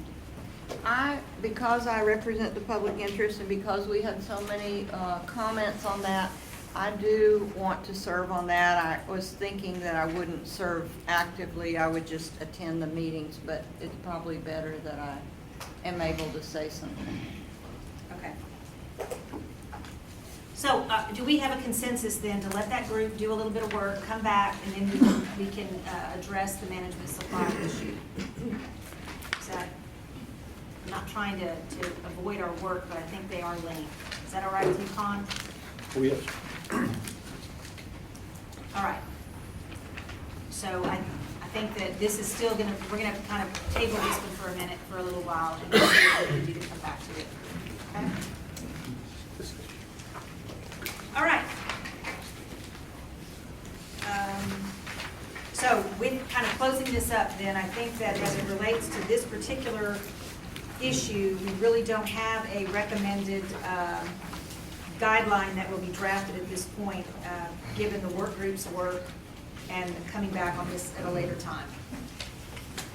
All right, we'll move into the next item, which is the consultant's presentation, with a specific presentation on the draft population and water demand projections. Before I get to that, just two little housekeeping things. Our schedule, where we stand. Things are proceeding according to plan so far, with one little exception. We did receive municipal and mining water demand projections in December, as we thought, but we also thought we were going to get livestock at that time. The board's going to take a little bit longer on livestock demands. From what I understand, they're looking at amount of water per head for chickens, I think, poultry. And we do have some, we actually have some poultry production in the Regional. So anyway, we should get that probably, I would anticipate we would get that in the June timeframe when we get irrigation, steam electric, and industrial demands as well. We're still on the same timeline for everything there. I've heard we will likely have a revision request in sometime in early November, so that's last quarter. So we'll be shooting for getting information to you in May on the water demand projections, municipal water demand projections, so we can have discussions of that in May and again in August, so we can have a decision in August to submit before November. So otherwise, everything else continues. One other, I guess, we've talked about this a little bit, the Sanitary River Authority is working on the funding request to get the next block of money in the door. My guess, and this is just a guess, but by the time we have that all wrapped up and the beach done and subcontracts done, we're probably talking August, September, October this year. But that will open up some of the additional tasks. If you remember, we're only funded right now for task 10, which is public participation in plan adoption, which really is right now just coming to these meetings and working through issues with y'all, and population and water demand projections. So once we have that funding there, that'll open up the remaining tasks, and we can officially start working on those. So, any questions about the schedule? Okay. The other item before I get to the projections, we have a list of updated the projects our team works on. I don't think it's in your packet, but we will get it emailed out to you. It just didn't, for whatever reason, didn't make the packet. I can put it up real quick. There's not a lot of change here. From a Blackman Beach standpoint, the only significant change, I guess, is I personally attended a I-35 kind of water providers workshop. It was a subset of few folks on this planning group. And I just facilitated that. It was pro bono. I did not get paid for that, so I was trying to facilitate and get information to folks. They're looking at potentially what partnerships can be gained amongst kind of the big providers in the I-35 corridor. So, and then some of our sub-consultants have some new projects on here as well.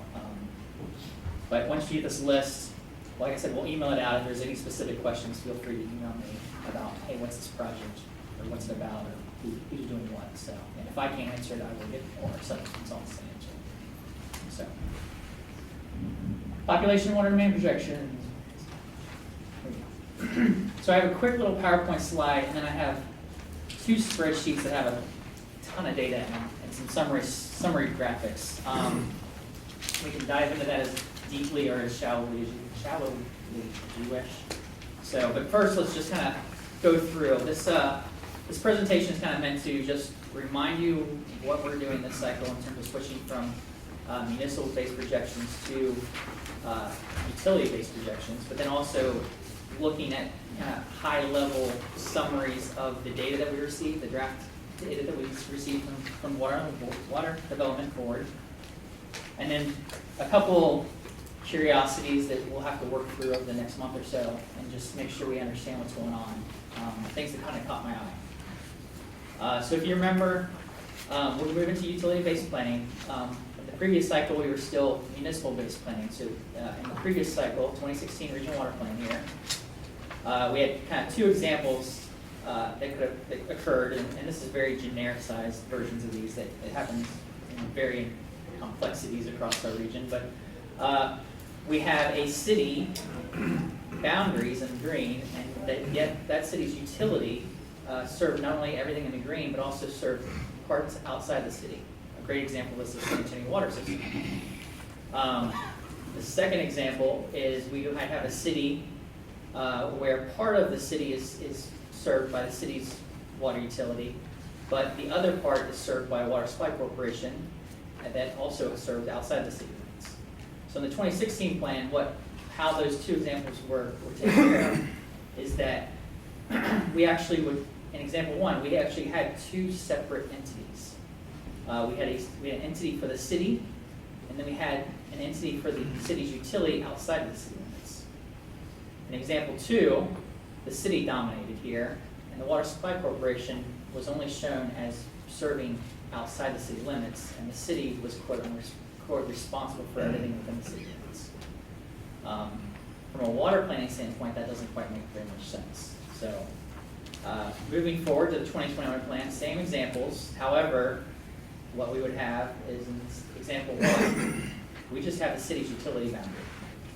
The boundary of the city doesn't matter. We're just worried about the utility and who they're serving. Example two, we're worried about who's providing the water to whom. Well, the Water Supply Corporation, we're going to count them as serving their area, and the city's utility is serving its area. This is just a reminder, refresher, so we know what's going on. So observations from the draft projections. Again, these are draft projections. We received these in late December. I've been combing through them. And because of that switch from municipal-based to city-based, I had to try to align the old projections from the 2016 plan to the 2021, to the new projections for the new plan, and see where things made sense and where they don't. First point, mining projections are unchanged from the 2016 plan. So the mining and water demand projections we had are exactly the same as they were before. And I'll take a break right here and just show you a quick graphic that shows that. It's not very exciting.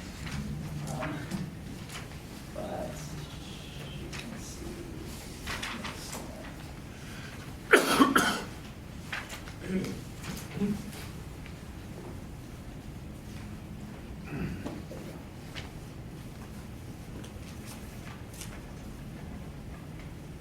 So there's the graphic. What's in black is what's in the 2016 plan. What's in blue is the draft 2021 plan numbers from Water Development Board. This is all counties summed together. If I pulled up any particular county, they would be identical. Trust me, I want to do that, just to make sure. So, back to my presentation. In terms of population, region-wide, the population projection is nearly identical. It's not down to the single person. There's been a little bit of revision, but for the most part, it's within like 10 to 15 people. It's not that far off. It's important to note that every single county has a population increase through the timeline. So from 2020 to 2070, every county is expected to grow in population at varying degrees. Some of them are going up very fast, others are going up very slow. What I did do, though, when comparing to the 2021 draft numbers to the previous plan, is look to see which ones are what are expecting to grow faster and which ones were expecting to grow slower. And so there were 3 counties that showed up that looked like they might be growing slower than previously thought in terms of population: Bexar County, Guadalupe County, and Wilson County. And then others that look like they're growing faster than previously thought: Atascosa, Comal, Kendall, Hayes, and Medina. Switching gears from population now to water demand. Region-wide, the municipal water demand projection by 2070 is up. It's up by 1.5%, 2%, 12,500 acre feet. So we do have higher water demands in this plan than we did in the previous plan. In terms of, in the previous cycle, we had looked at a study with UTSA, looking at the effects that the Eagle Ford Shale production had on municipal demands in certain counties. And this was relating to folks that were coming in, temporary type workers that were coming in, living in hotels or man camps or whatever you want to look at it, and working in that industry during that boom. That boom has since kind of died off. So the board has put forth draft projections that have eliminated those changes we had before. And I recently, as of Tuesday, got an email from the board confirming that that's what they actually did. They took those changes out. Yes? What is the justification? Yeah, I know oil price of oil is down, but one blip in the Middle East, and you're gonna have $100 barrel oil again, and it's gonna all come back. So I don't get their reasoning there. I do not know the reason other than they've seen the Eagle Ford Shale activity slow, and Maybe now, but most likely that's temporary. so. Anybody want to bet me that that's just temporary? It could be temporary. No one could argue that the boom was temporary also. So I'm sorry? That the boom we had was temporary. So that, I mean, it's one half of the other. But the changes we made weren't in population changes, it was in. It's with GPCD. Yes, So they right. reduced the GPCDs back to what they thought were realistic projections. And y'all had requested that those be adjusted in the last cycle. You can make that request again. And And that was my next point, is this is all draft numbers.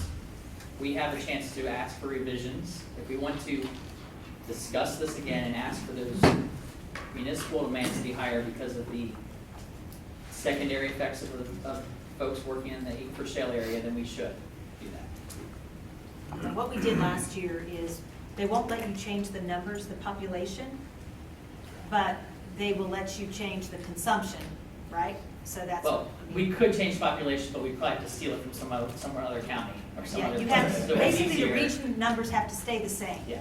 Overall. So even if you think that we may have more people coming in to the region, if you wanted to reflect that, then you'd have to steal it from somewhere else within the region. You'd have to say Barrett County's going down, Karnes County's going up. Or, and no, obviously no one wanted to do that. So the only way for us to put the water in, it was saying that Karnes County is just gonna drink more per person because there's more people there. More of the permanent people there. More water per permanent person there, Right, basically. The population's not accounting for the temporary people there. Right, we're just assuming the permanent people are drinking more so that. Right. yeah. So we can account for those temporary. The temporary. But we still have people moving in, I'm supposed to. And my neighborhood just moved in, so. That's just an observation. I'm just telling you that what's changed from the previous plan to now, and we have the opportunity to comment on that and request it differently if we wish. Yes, Mr. So that is what it is. We don't have any opportunity to challenge it or? No, we do. That's what I just said. They're draft numbers. We have the opportunity by early November to make a comment or request to change those numbers. Well, I personally live on the perimeter of Eagle Ford Shale, and it is picking up. And yeah, I can't say it's gonna be a 1 year or 3 year or 5 year boom, but I can say it's picking up. And so I think the rationale to say that it's gone away is just not true. And I don't suggest that it's gonna be a boom like it was, but I think there needs to be some consideration for an adjustment. And in fact, it may be a lesser boom, but more permanent. And it depends on oil prices. People who are moving in now are gonna be permanently operating in these places. That's what I've seen. they're not just people come in to drill the well and frack it, they're people that come in to do the operations. That's what I'm seeing. Yes. I think I missed this earlier. You said these observations were from a report from UTSA here in San Antonio? No. The work during the last cycle, this group asked UTSA to look at, I'll go back up. The Water on Board alters mining projections, the water used for mining activities, to account for the Eagle Ford Shale. What they did not do is they didn't account for the people moving in to work in the mining industry. So we asked UTSA to do a study of what kind of effect that has on water demand. And UTSA provided a report, we provided a report to the Water on Board. The Water on Board adjusted the GPCD in 7 counties to show that municipal demand higher. The Water on Board, that was in the previous plan. The current plan, the Water on Board's come back and said, well, Eagle Ford Shale activity is slowing down or has slowed down. We don't think that municipal demand is as high as it was before. We're going to lower it back down to where we thought it was originally. Okay, as I'm new to the board, Yeah. only my 3rd meeting, how old is this information? That UTSA study was done in 2013, about 2012, 2013. I want to say it was 2013 because I think it used data from 2012.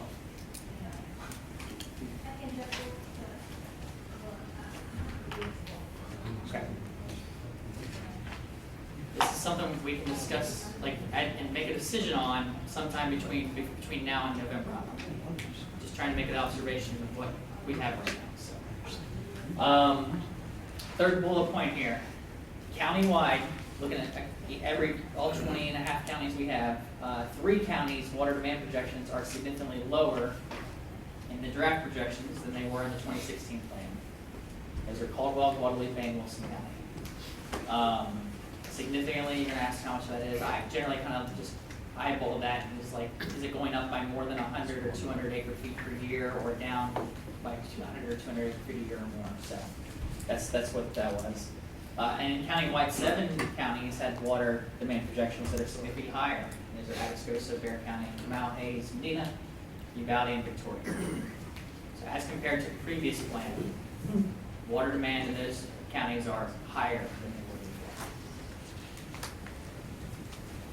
before. Next comes up the kind of oddities and questions, things I looked at when I looked through the data and I did my comparison and just kind of made me scratch my head. And these are all items that I need to follow up either with the Water Loan Board or with specific entities and the Water Loan Board to try to get clarification on why they were. And the first thing that popped up was there were 2 entities that had extremely high base per capita water use. And Fort Sam Houston and Clearwater State's water system, over 1,000, almost 2,000 in one case, gallons per minute per day. Stalls last year did 118 gallons per minute per day, gallons per capita per day. Overall, the rest of the WUGs, the highest was around 240 or 260 GPCD. So the fact that these are way above that made me kind of scratch my head. I don't know if it's a water reporting issue or whatnot, but that's a discussion I want to have with Kevin Cluvey at the Water on Board and find out. We did not receive a projection for Calhoun County Water Supply Corporation. They were in the last plan, and now they're not. And we lowered the threshold, so I'm not sure why they got taken out. So I need to follow up and ask just why. In moving from municipal-based projections to utility-based projections, this was an issue in the previous plan, was the split between City of Seguin and Springs Hill Water Supply Corporation.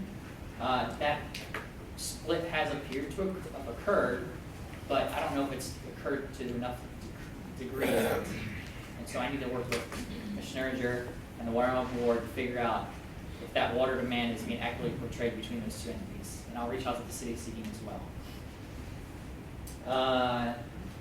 We were told we were going to have some new water user groups, and we are and I had a list of those, and so when I got 4 that I didn't expect to see, kind of made me scratch my head.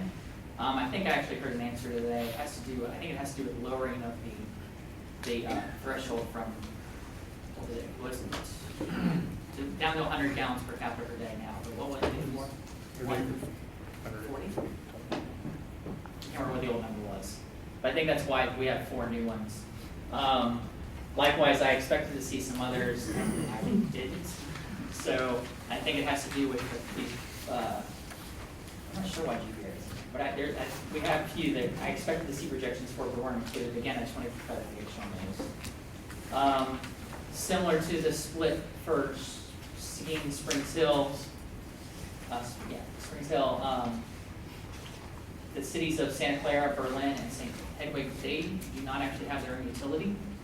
They are served by not one, but multiple, either water supply corporations or other cities, and which is correct, that's right. The board made that split. I just need to verify if that split is the appropriate amount one way or the other. For example, I think New Berlin is between Green Valley and East Central, if I remember. I just want to make sure that we're accounting for the right amount going to Green Valley and the right amount going to East Central. And then looking at the water demands for a few counties, it appears that water demand starts high, goes low, and then comes back up again, which kind of makes you scratch your head. But what I believe is going on there is you have slowly rising populations in combination with lowering GPCD amounts. But when you do the math there, you get this little dip in the middle. And I just want to verify that data with the Water Home Board. So I'll be doing that as well. Moving forward, the proposed procedure here is to get clarification on those last 2 slides, all those issues listed on those last 2 slides with the Water Home Board and specific entities, like I said, Schneringer and Green Valley and East Central and others, to try to rectify all that. Then we propose we will survey the water user groups and wholesale water providers for review again, similar to what we did last time. Trying to get input from all of them. Now granted, we won't reach, we'll reach out to all of them. I don't know if we'll get information back from all of them. I don't have a timeline on this, but ideally I'd like to try to get it done before the May meeting. That way, when I come back here in 3 months, we have something to talk about, and we can start the process of figuring out which revisions we want to pass forward to the Water Loan Board and what backup information we need to get for that, so that we have, roughly 6 months to do so, and we can have an update on that in August and potentially take action on that in August. So then in the future, as I just mentioned, we report that information back at a future meeting, like I said, hopefully May, and we develop that list of revisions in August and submit it to the Water Board before November. So that's really the plan and procedure here. I hope And the that timeline, the time on that? Again, I don't have a firm time, because we're going to have to take a little time to resolve these issues and work with certain entities, but ideally, we would be surveying the entities between now and May, reporting back to you in May, and then working between May and August to get the backup information so that we can take an action in August for submittal to the Water Home Board. But any changes that we would want to make, you still can't, it's still the same rules. You can't change the number, the actual population number. You can move it around. We can move around, yeah. But the overall number, we can't change. Ideally, the Water Home Board doesn't want to change our overall regional total population. That's correct. Yeah. Does that apply to today or after some point in time? That's all decades. Only based on the census. All the time. Well, it just another comment. We've seen the data today that that the water supplies are 60% greater than the projected needs. And at the same time, we're applying a different rationale against this population. All of a sudden, we're wiping out Eagle Ford Shale, it may not happen. Well, those are two opposing philosophies. And I think that now should be the opportunity. I don't like this thing of fudging consumption in order to achieve our needs. I think the Eagle Ford Shale has a very definite need. Now, maybe the amount is lower, but to just simply erase it at this point is, I don't think is a good guidance at all.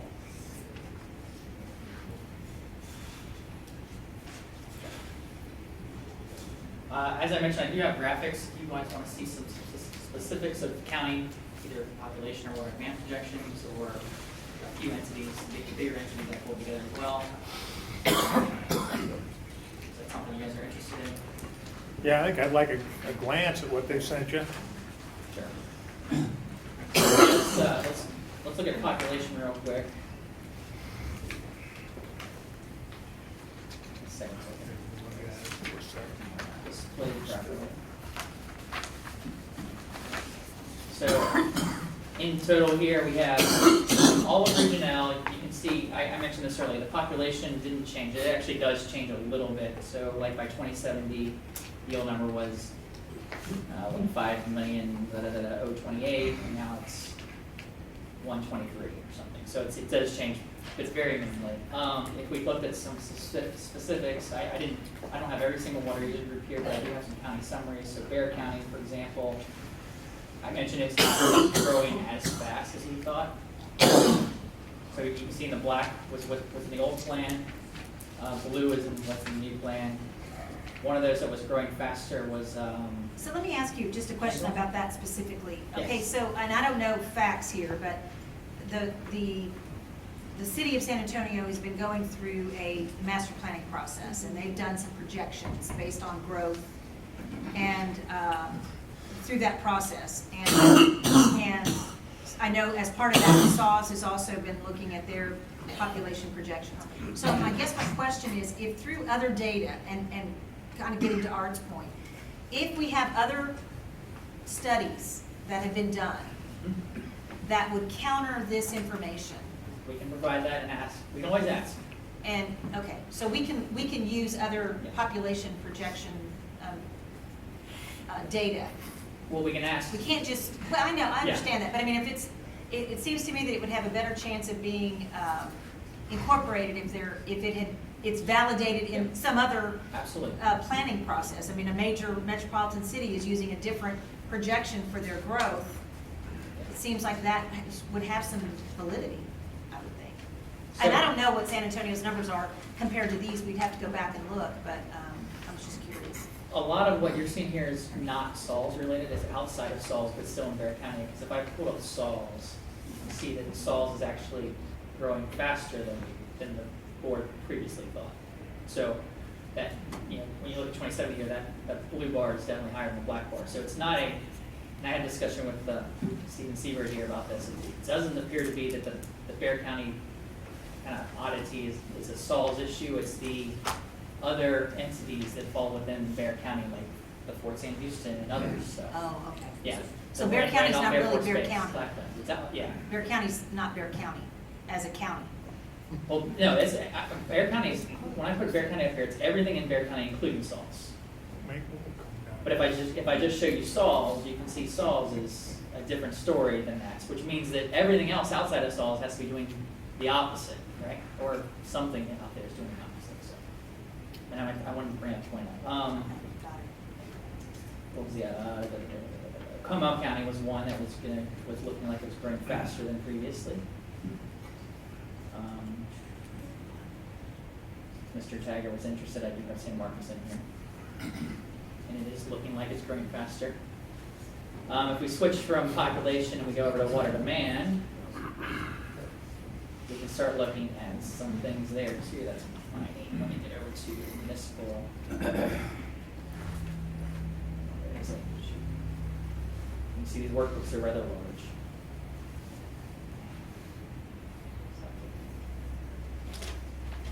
There we go.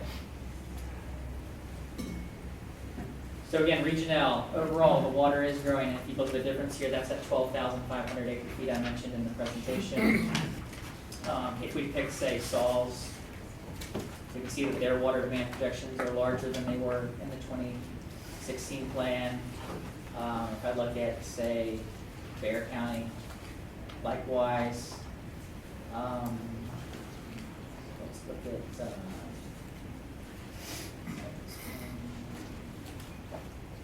Guadalupe County was one. Guadalupe County still growing, but not growing as quickly in terms of water demand. I mentioned that little the dip that kind of made me scratch my head. I don't think it would show up here. Oh, well, here's a good example of the Eagle Ford Shale. So in the previous planning cycle, this is one of the 7 counties that was quoted Eagle Ford Shale County. We had the draft water demand projections we had from the Water and Oil Board for the 2016 cycle were black bars very similar to these blue ones, just like they are here. We conducted that study with UTSA, and through the alteration of the gallons per capita per day, we got those numbers shifted up in these early decades. And so what we ended up in the final regional water plan are the black bars here. And now with these new draft ones for the current plan, they're back down to where the blue bars are. So you can kind of see that. So the question that this group has to decide is, before November, is do you want to request going back to something close to these black bars, or something in between the blue and black? What was the big drop of the black bars? That's a good question. The UTSA study only projected out through 2050. Oh, okay. And we planned through 2070. We offered up that information to the Water and Oil Board and they said since we didn't have any projections beyond 2050, they couldn't do anything about it. So, yeah, it looks weird, I know. I'm trying to think what other ones.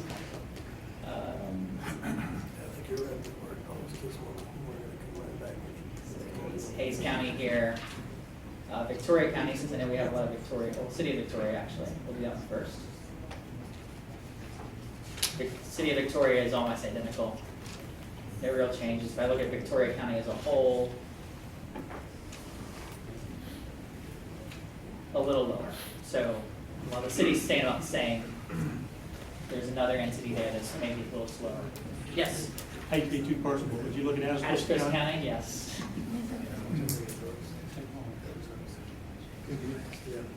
There you go. So Atascosa County, we have water demand projections that are higher than the previous plan. If you want to look at the population on Atascosa County, because I know that's a question too. We have population that's also there as well. Thank you. So, is there any other specifics anybody wants to know about? Is this a good summary? It's good.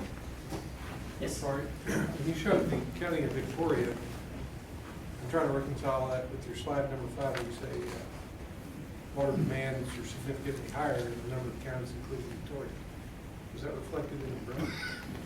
Let's see Victoria.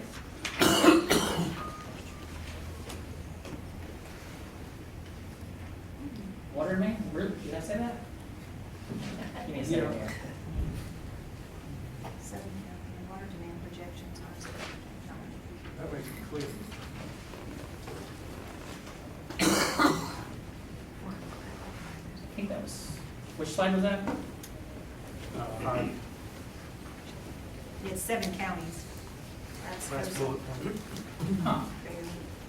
I don't know why, you know what, it was supposed to be U Valley, I'm sorry. You see U Valley's up 300, up to 400. I think I just picked the wrong county, I'm sorry. Well, you have your Uvalde I listed. do have U Valley listed, I don't know what I was thinking there.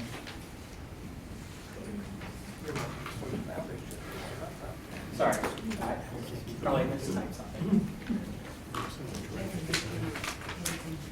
Anyway, any other questions on these draft numbers? So, again, over the next 3 months, I'll be reaching out to what we used to call wholesale water providers. I don't know if they still are or not.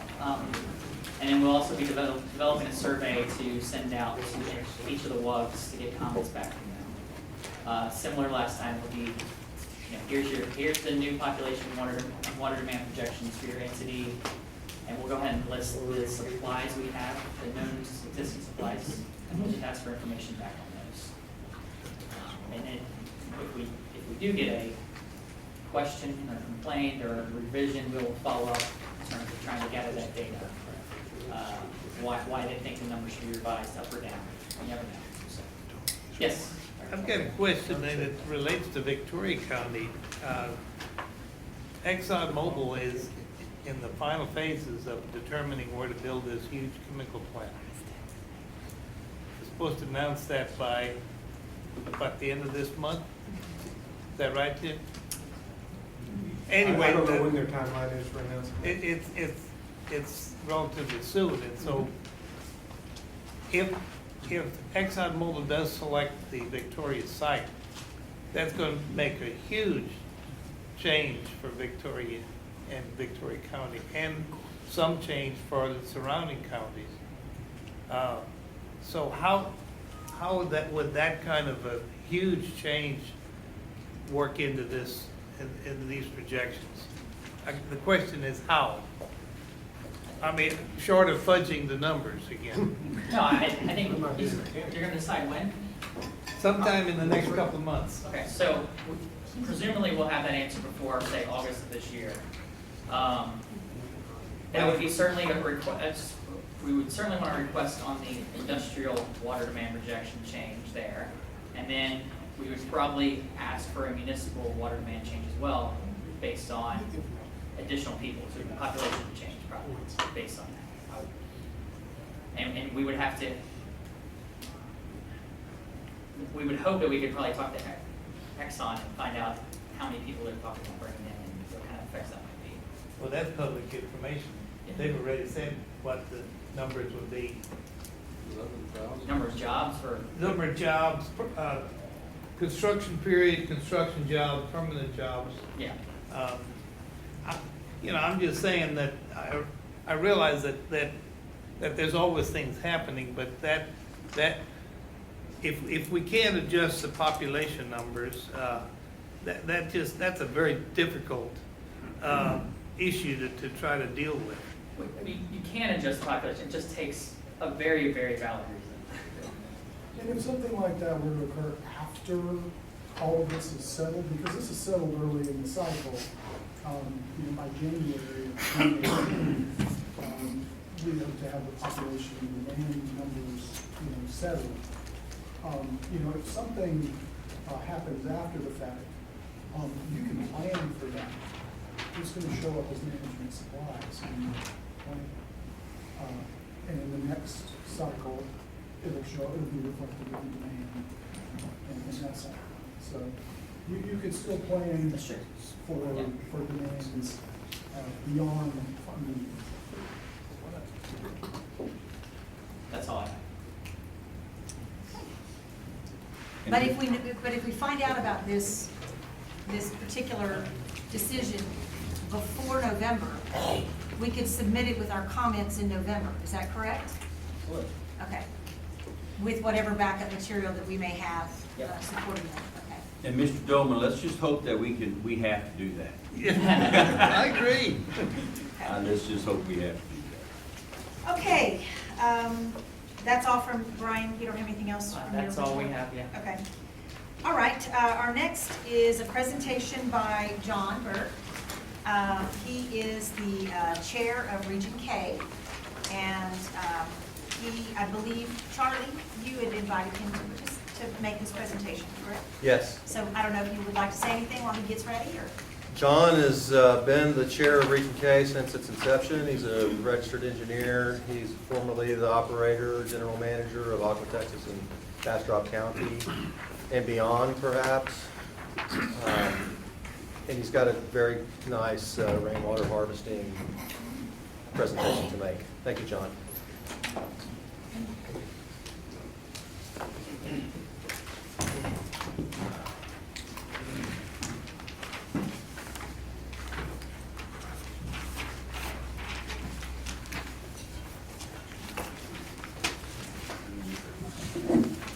Thank you all for inviting me to be here today. I'll preface this. In 2015, I was on contract with the City of Austin to do a rainwater harvesting study for them and see how they could use rainwater possibly in a larger way than is normally thought of.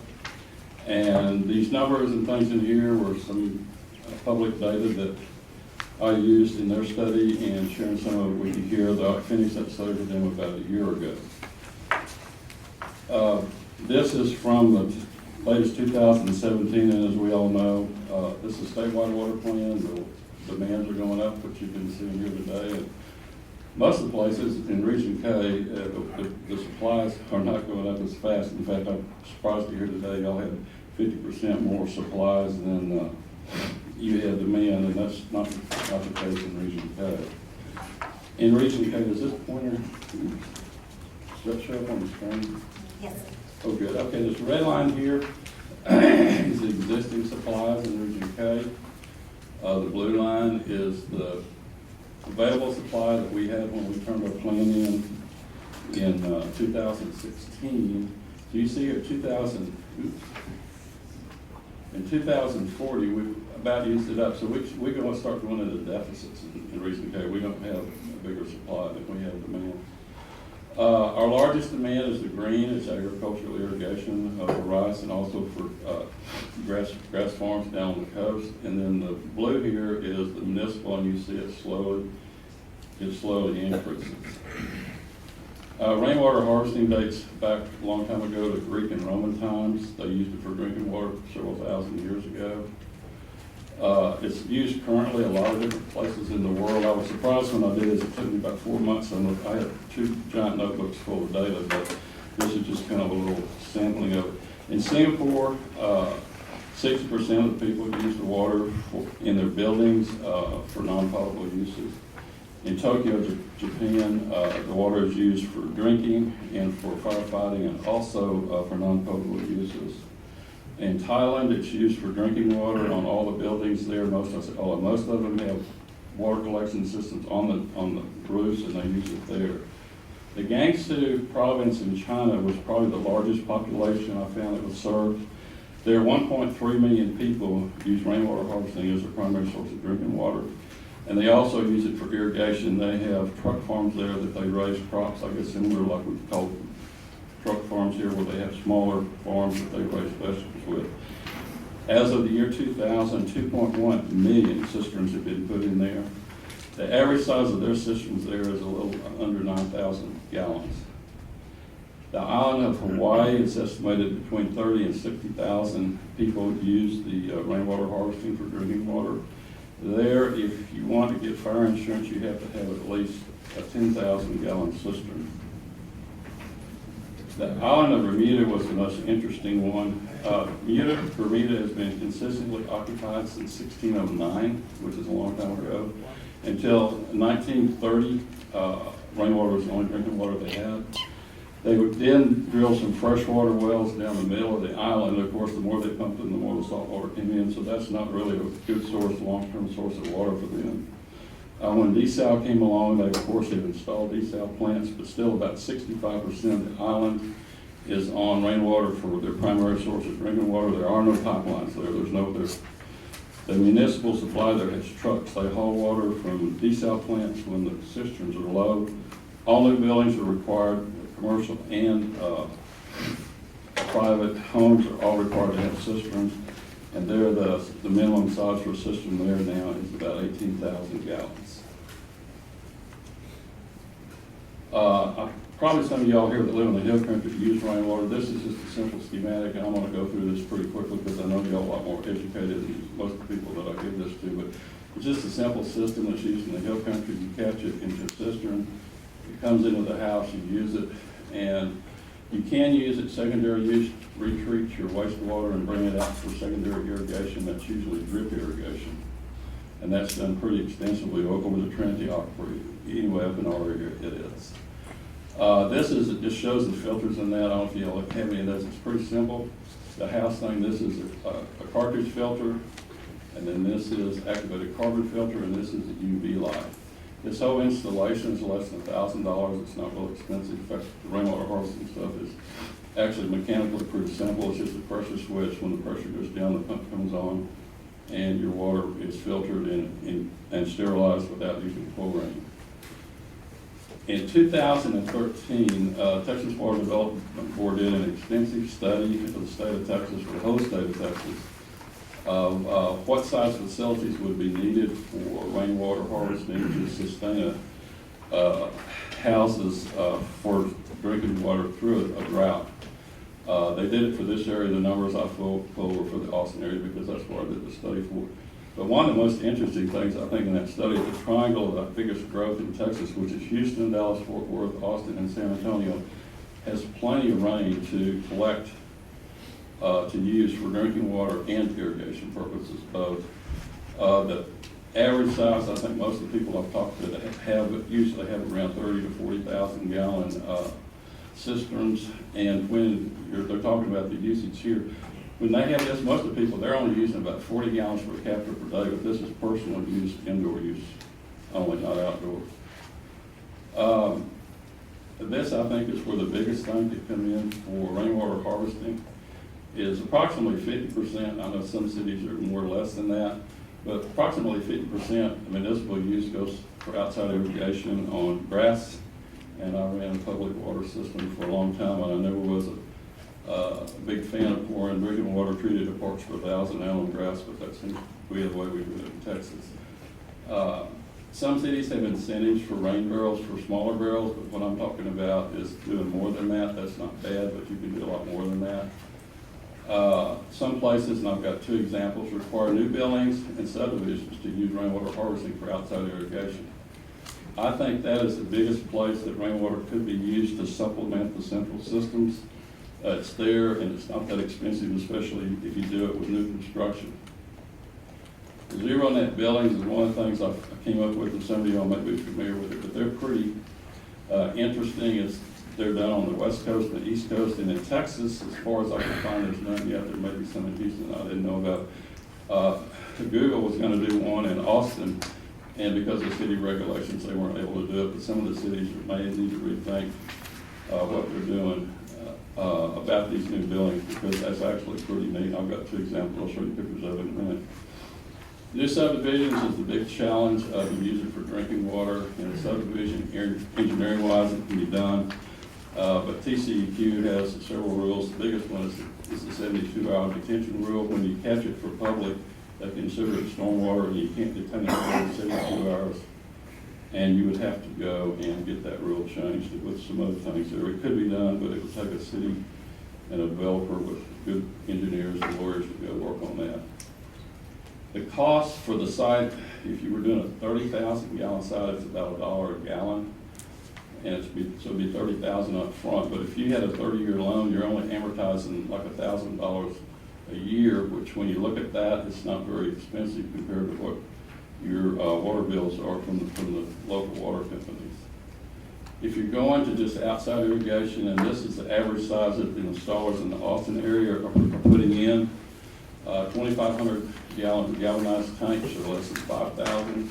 If you go to polyethylene, they're cheaper than that, a little less than $3,000. So if you were going to just do outside irrigation on your house, it's not necessarily cost prohibitive, and it can sure save your water bill, and also saves the stress on the central systems for summer heating. There are no water lines to the space station. I just threw that in to wake people up because that is my lead in for the zero net buildings. A lot of people have objections to reuse, and I've heard all kind of arguments why you shouldn't be doing it, but just think of that. There's no water lines to the space station. And yesterday's coffee is today's coffee is tomorrow's coffee. Here is just a little schematic of the building showing the different things you can catch. This particular one shows they're catching gray water, rainwater, and black water. It doesn't show the RO plants. These plants are amazingly small to me when I saw the size of them. This company, Natural Systems here, does over 200 of these buildings on the East Coast. These were done for sewer because they ran out of sewer capacity and they couldn't get sewer permits. But they catch their rainwater, all their gray water, black water, totally recycle it. It never leaves the building. It never goes into a sewer line. And they use it for toilet flushing, cooling tower makeup, and landscape irrigation. And in the case if they have laundry, they can use it for that also. And this is not a very good picture of but the plants themselves in these buildings is really small. I know some of y'all have probably been out to the new South Spring. I was out there several months ago. But the ones in these buildings are much smaller than what you do on a big municipal scale. The King Center building is in Seattle. It's a it's net zero water building.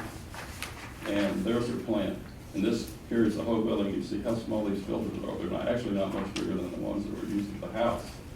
And then here they're tanks they store the water in. This is the Bullitt Center in Seattle. This is kind of a famous one, I guess, for zero nets. That flat rooftop is solar, and this building is totally off the grid for power and for water and sewer. This again is their thing in their basement. These things are small. Here's their tank. I think y'all can see there's a water line in their tank, and this is their filters. Again, very similar to the ones in the house and not much bigger. And there's their roof. They have lots of solar panels to keep that whole building going. That building is totally off the net, off the city grid. It's used a lot of places. This was schematic at A&M for a dorm. They were going to catch the water from the cooling towers and also the rainwater go into an underground cistern. Sometimes they're underground, sometimes they're above the ground for outside landscape irrigation. Here's the UT Nursing School. Give equal time to the UT. But I know a lot of y'all seen these galvanized tanks with these pipes running at the top. This is what this is used for, to catch for outside irrigation. And obviously they do a lot of irrigation because they have 5 tanks. Here's a Starbucks, kind of the same thing. I just thought that was a cute picture because it was cool that was, again, you can see the pipe coming across the top into the tank to catch it for outside irrigation. This is a picture of a large trough on a large building. They were using this for outside irrigation. This pretty picture is a capital of Georgia, with pretty green grass, but look what they're putting in their front lawn. A cistern to catch rainwater to do their outside irrigation with now. And this is a fairly recent picture. When you go to houses, it's much smaller. This is a tank, a cistern for a house-sized system. This one again is on the left is a tank going in, and then on the right is the yard that's lush and green is totally watered by outside rainwater, no city water at all. Y'all are real familiar with this, and I want to go through it pretty quick because this is an educated group. We know there's not going to be many new reservoirs. They're difficult and expensive. Aquifers are great if there's one close enough to you can tap, but as we've seen in the Ogallala and also in the Gulf Coast of Houston, sometimes if aquifers are overpumped, they're not a long-term supply. Ocean desal is great if you're on the coast.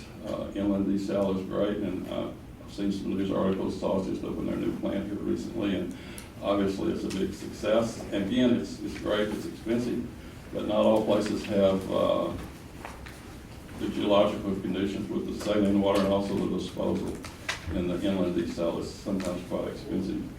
And aquifer storage and recovery, and again, my hats off to Saws. I think they have a poster child project in their Carrizo aquifer and storage and recovery thing that they have going here. But again, not all places have that available to them, so they can't all do it. And I think rainwater harvesting needs to be on the list for outside irrigation, and that's kind of the bottom line of this whole talk. I'll just go back again, showing in Region K, we are showing deficits at the end, so we are looking for new ideas to get more water to help, extend our supplies. And this is what's interesting thing. If Austin's population doubles in the next 30 years, that means half of Austin hasn't been built yet. So if you could start doing this now, in 50 years or 30 years in Austin's case, you would greatly reduce the stress and the need for building new water plants, new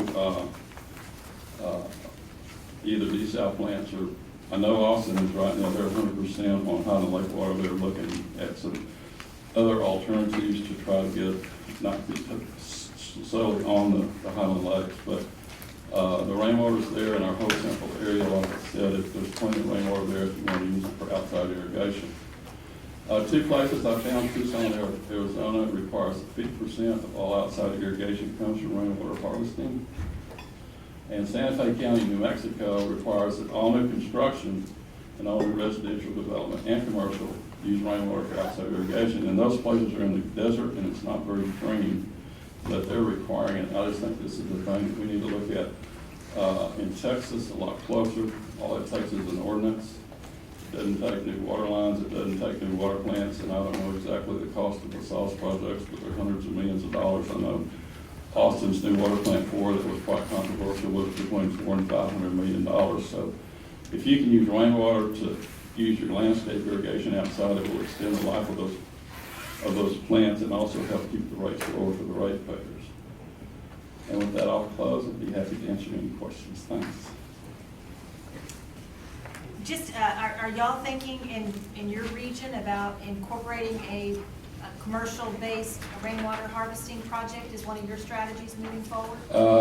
We'll have to see what City of Austin does. They are actually doing they call it integrated water resource planning, long-term plan, 100-year plan, not a 50-year plan. And I think you'll see some of that come out of that plan, and Austin will request it. I can't speak for them, but I think you'll probably see that happen. Because they're short, they know they're short. When the lakes were down to 700,000 acre feet, they were dangerously short of water back then. And they need to do some things, some other creative things to get water. And again, the rainwater for outside harvesting to me is pretty simple because it's there, and it sure takes the pressure off of the central systems in the summertime. Because I know I used to describe running my water system as like running a race car you worked on it 9 months to hope you could keep it running for 90 days during the summer before it fell apart. So anyway, I think it's something we hadn't been looking at, which is the reason I'm doing this talk. I just think it's another source that could help expand our existing supplies and take some of the pressure off of the centralized systems. Okay, well, thank you all for inviting me to come. Anybody else have any questions of John? Thank you. Yes, ma'am. I know they want to go to happy hour, something more fun than me, so they're all shaking their heads, no questions. Okay, thank you all for asking me. Very interesting. I appreciate you sharing. It was great. Thank you so much. Okay, we have one person who signed up to speak. Rachel Solinsky. Did I say that right? Huh? So then she.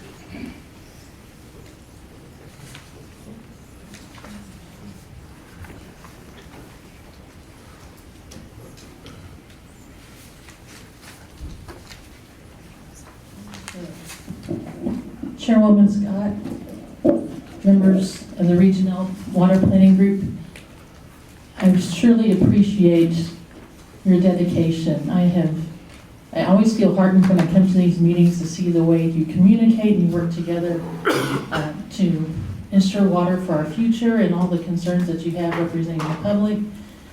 I just wanted to mention a couple things.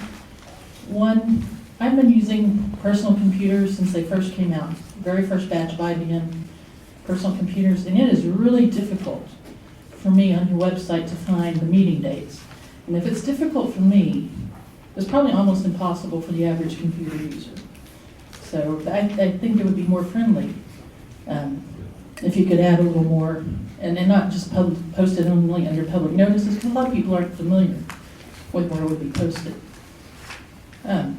So maybe on the homepage, is that what you're suggesting or something? Well, when you go to Region L, I don't think the 2015 meetings and 2016s, I never could find them.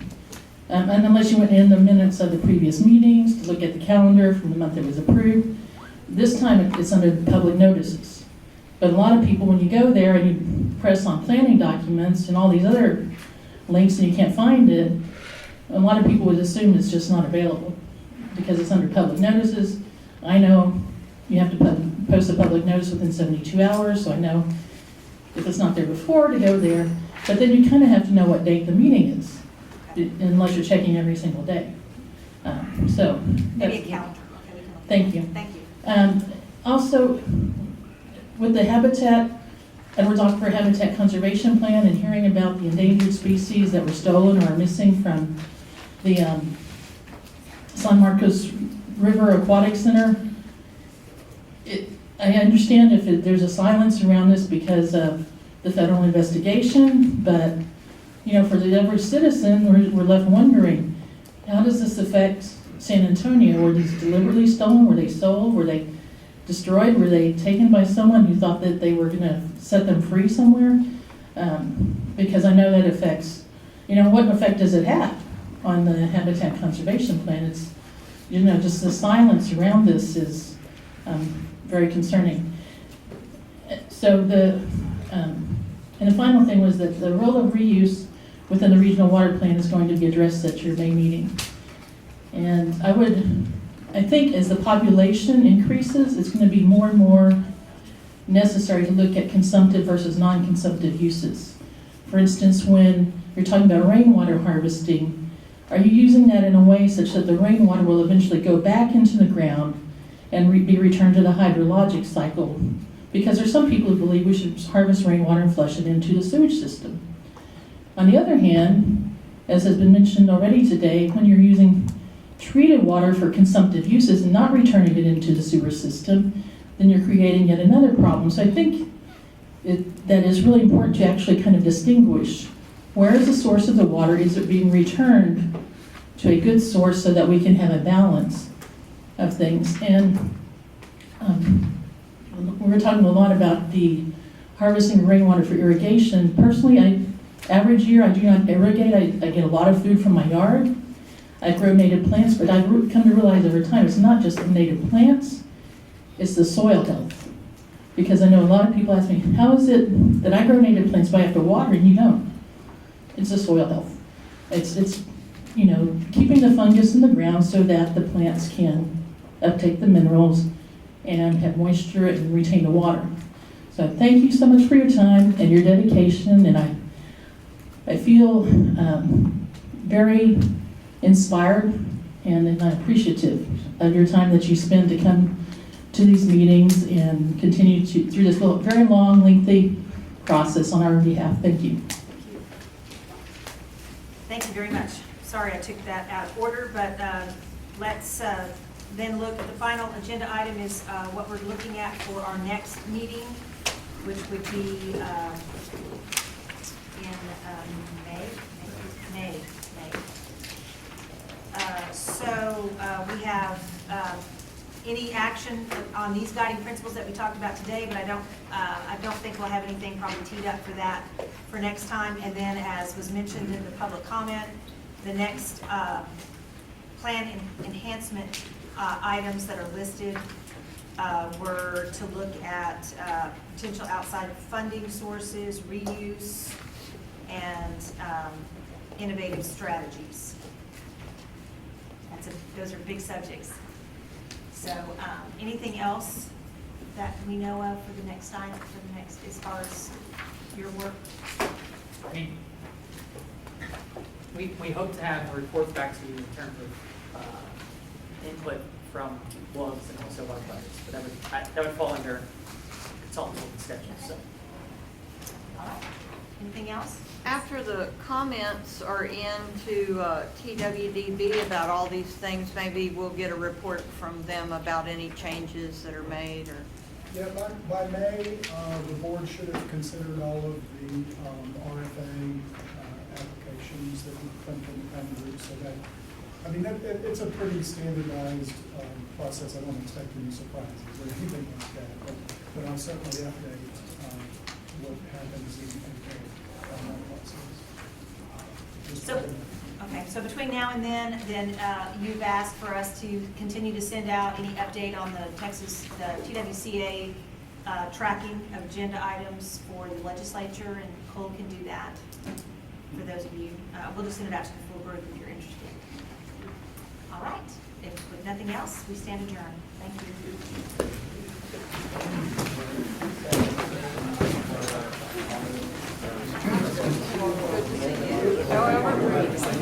Yeah, well, that's